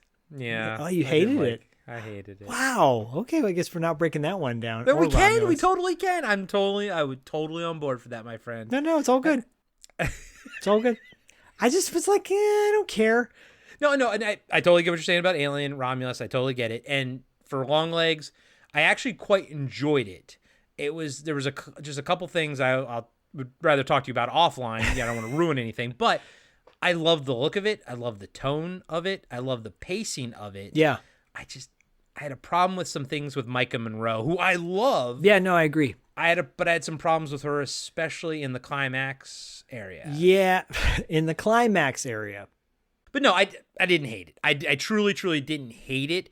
I was just very pissed off at her character at the end. No, I understand. Yeah. That's fair. I will say I didn't hate the Aliens movie, but I watched it on the plane and we hit major turbulence just at the final act of the film when the black goo, spurts out a baby boy and I'm like suddenly I'm getting sick on the plane because the turbulence was that bad.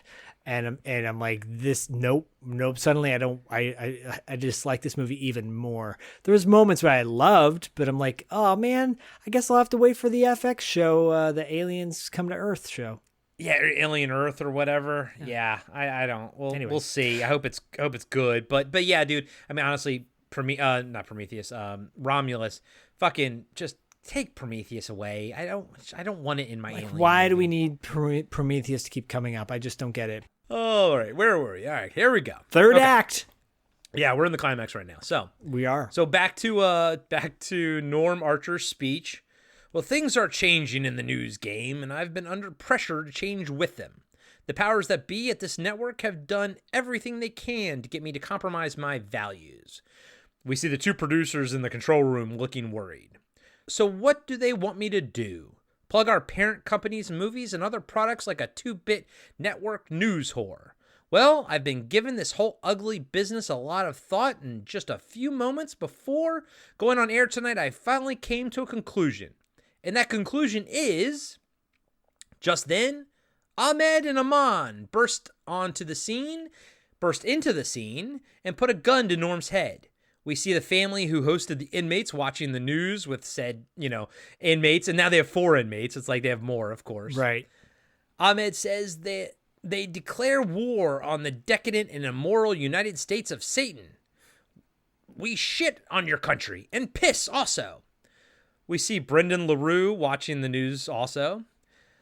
Ahmed says that Norm will be blown to pieces on live television unless the United States government formally apologizes for its rotting, immoral culture.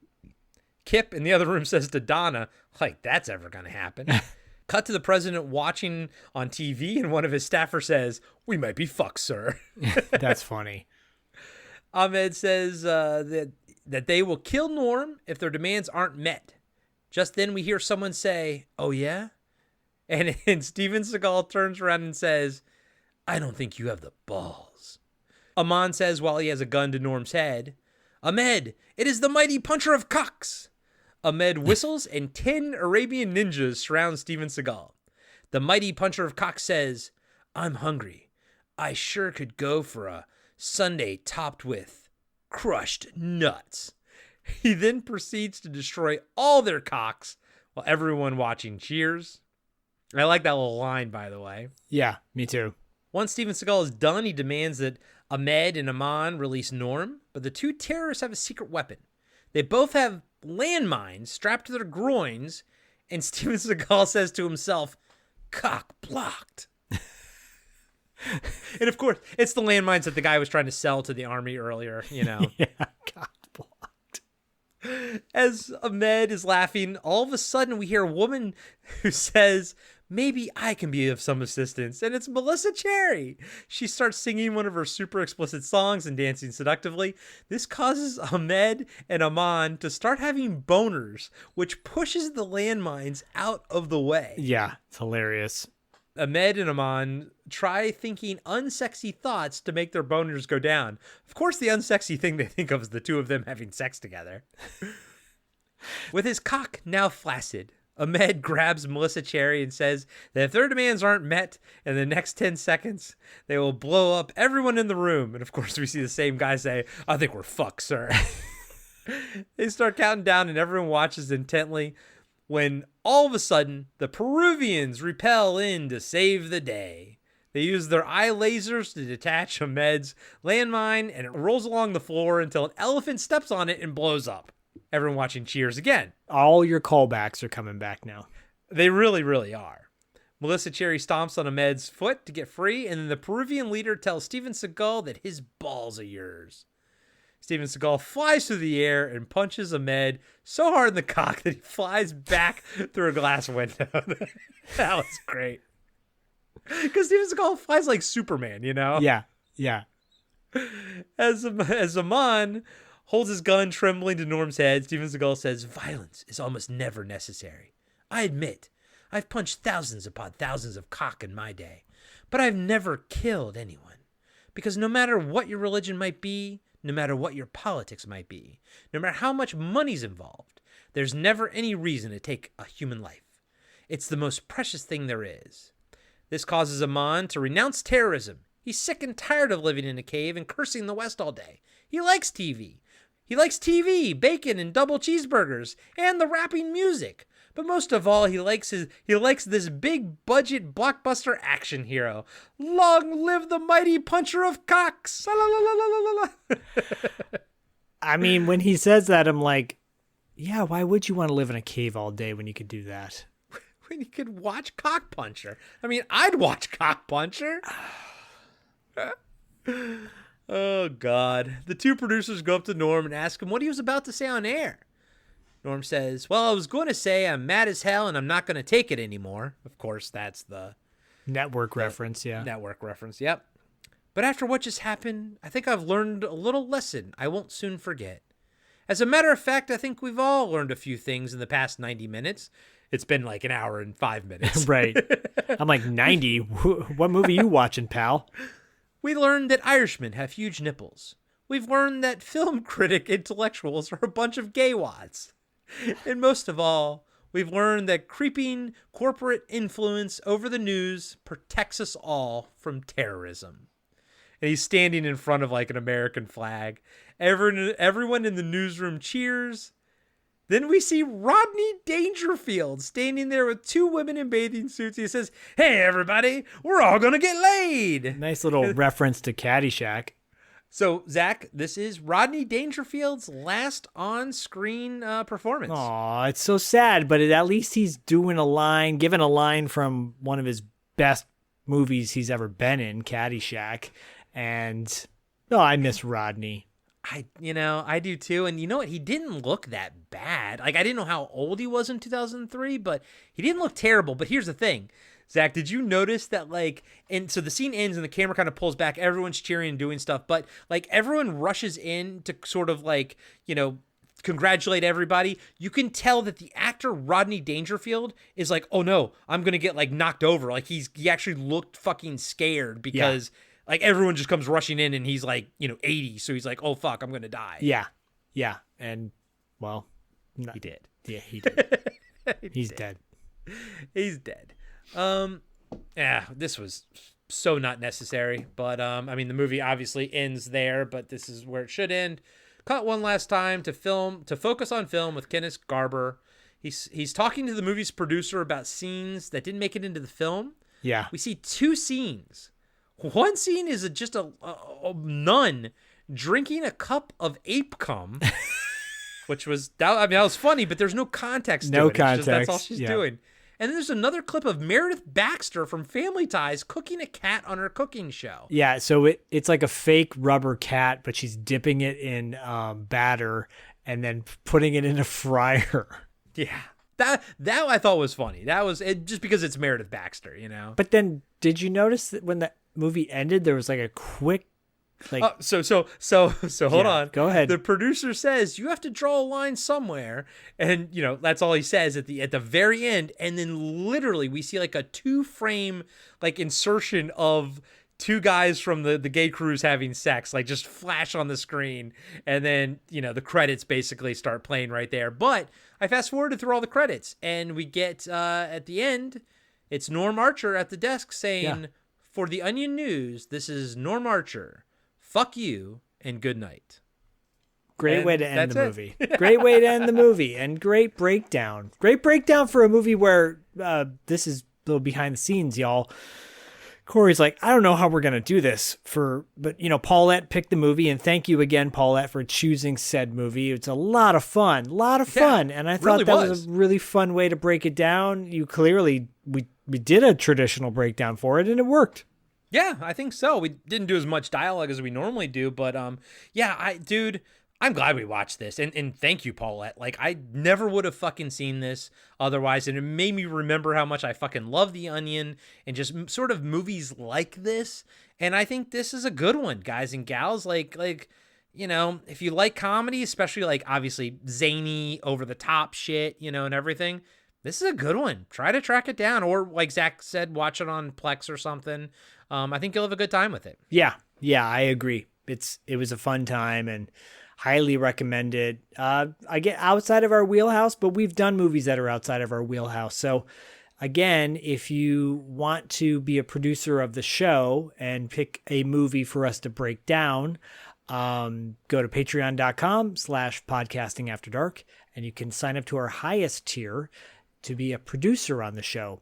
Other tiers on the Patreon are the Auteur de Force tier, where we discuss every single movie from a particular director. We did that for John Carpenter, and we're now doing that for Don Coscarelli. We're about to wrap up Don Coscarelli's filmography.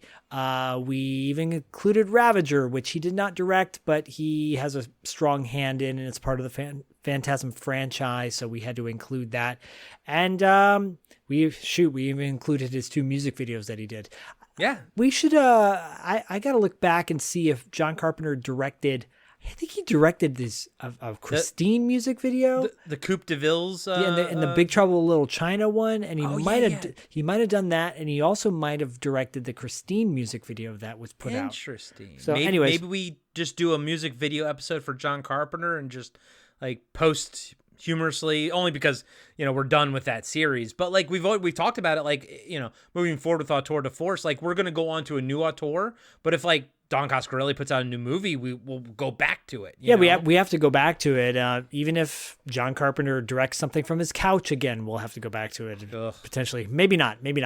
But we and we'll be after we wrap up the Coscarelli Factor, which is our current Auteur de Force, we will be voting on, you guys, you fans, listeners, will be voting on 3 directors: Bill Lustig, Stuart Gordon, and Larry Cohen as the next Auteur de Force. So all 3 of those are very much cult directors, Stuart Gordon probably being the most well-known out of the 3. But Bill Lustig, obviously, his filmography is pretty amazing. We already broke down Vigilante on the show. And then Larry Cohen, we already broke down The Stuff. Yep. We have yet to break down we broke down From Beyond of Stuart Gordon. So we've actually broke down one movie of all 3 directors. And that's coming soon in another month or 2. Yeah, and guys and gals, we did that before, like with Phantasm 2 and everything. And so like when we do the Auteur de Force on Patreon, we revisit a movie, even if we've already reviewed it, properly on the show. We revisit it because the idea is that we sort of look at every movie as a part of the whole catalog, as a part of the artist's, the auteur's whole collection. So we do revisit things, and specifically we review everything in order that they came out. So we go from the beginning to the end. So with Don Coscarelli, we started with Jim the World's Greatest. And then, we ended technically we ended with, John Dies at the End was the last thing, he directed besides the music video for Bill Thornbury. Shane Pizza. Yep. So Shane Pizza. So, but speaking of Patreons and everything, $2 late fee has a very robust Patreon page as well. Zach, what are the tiers? What do you get for signing up for the $2 late fee Patreon? Ooh, baby. Well, we've got 2. We've got the standard $5 tier, which is the Real Genius, I think.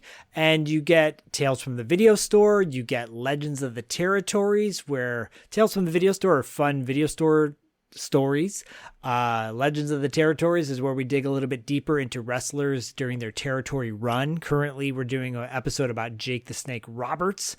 And then a bunch of other content on there that I can't even list because it's so extensive. And then the highest tier is called Best of the Best, where I will make a mix CD for you every 6 months. You get a CD of songs that we featured on the show, and there's a personalized message in the beginning. Dylan Laurie's one of those guys.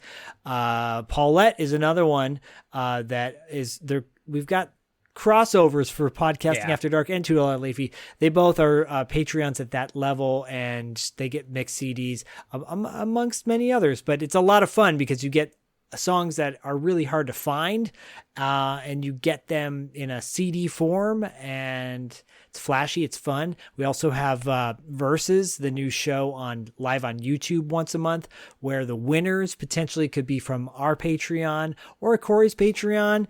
If there's another guest on the show that I'm battling against versing somebody, the winner will just automatically be a $2 late fee Patreon winner. So anyways, a lot of fun stuff. Patreon.com/$2 late fee if you want to join in on the fun on that side. Yeah, and thank you to everyone. The true heroes are the ones that are Patreon members for both. So thank you all so much for that. And one more cheap plug. If you do want to know what I think about Alien Romulus, I did release a mini review of that a few months back just by myself. So because fuck Zach. Because I hated it. I didn't hate it. I know. It's same as Longlegs. I didn't hate it, but I had problems with it. Fair. Yeah.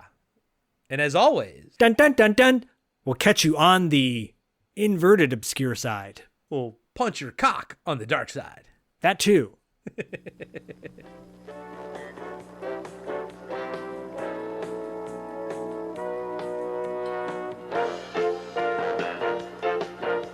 Be sure to subscribe to Podcasting After Dark and give us a 5-star rating on iTunes. Support Podcasting After Dark on Patreon. Follow us on Instagram and Facebook at Podcasting After Dark.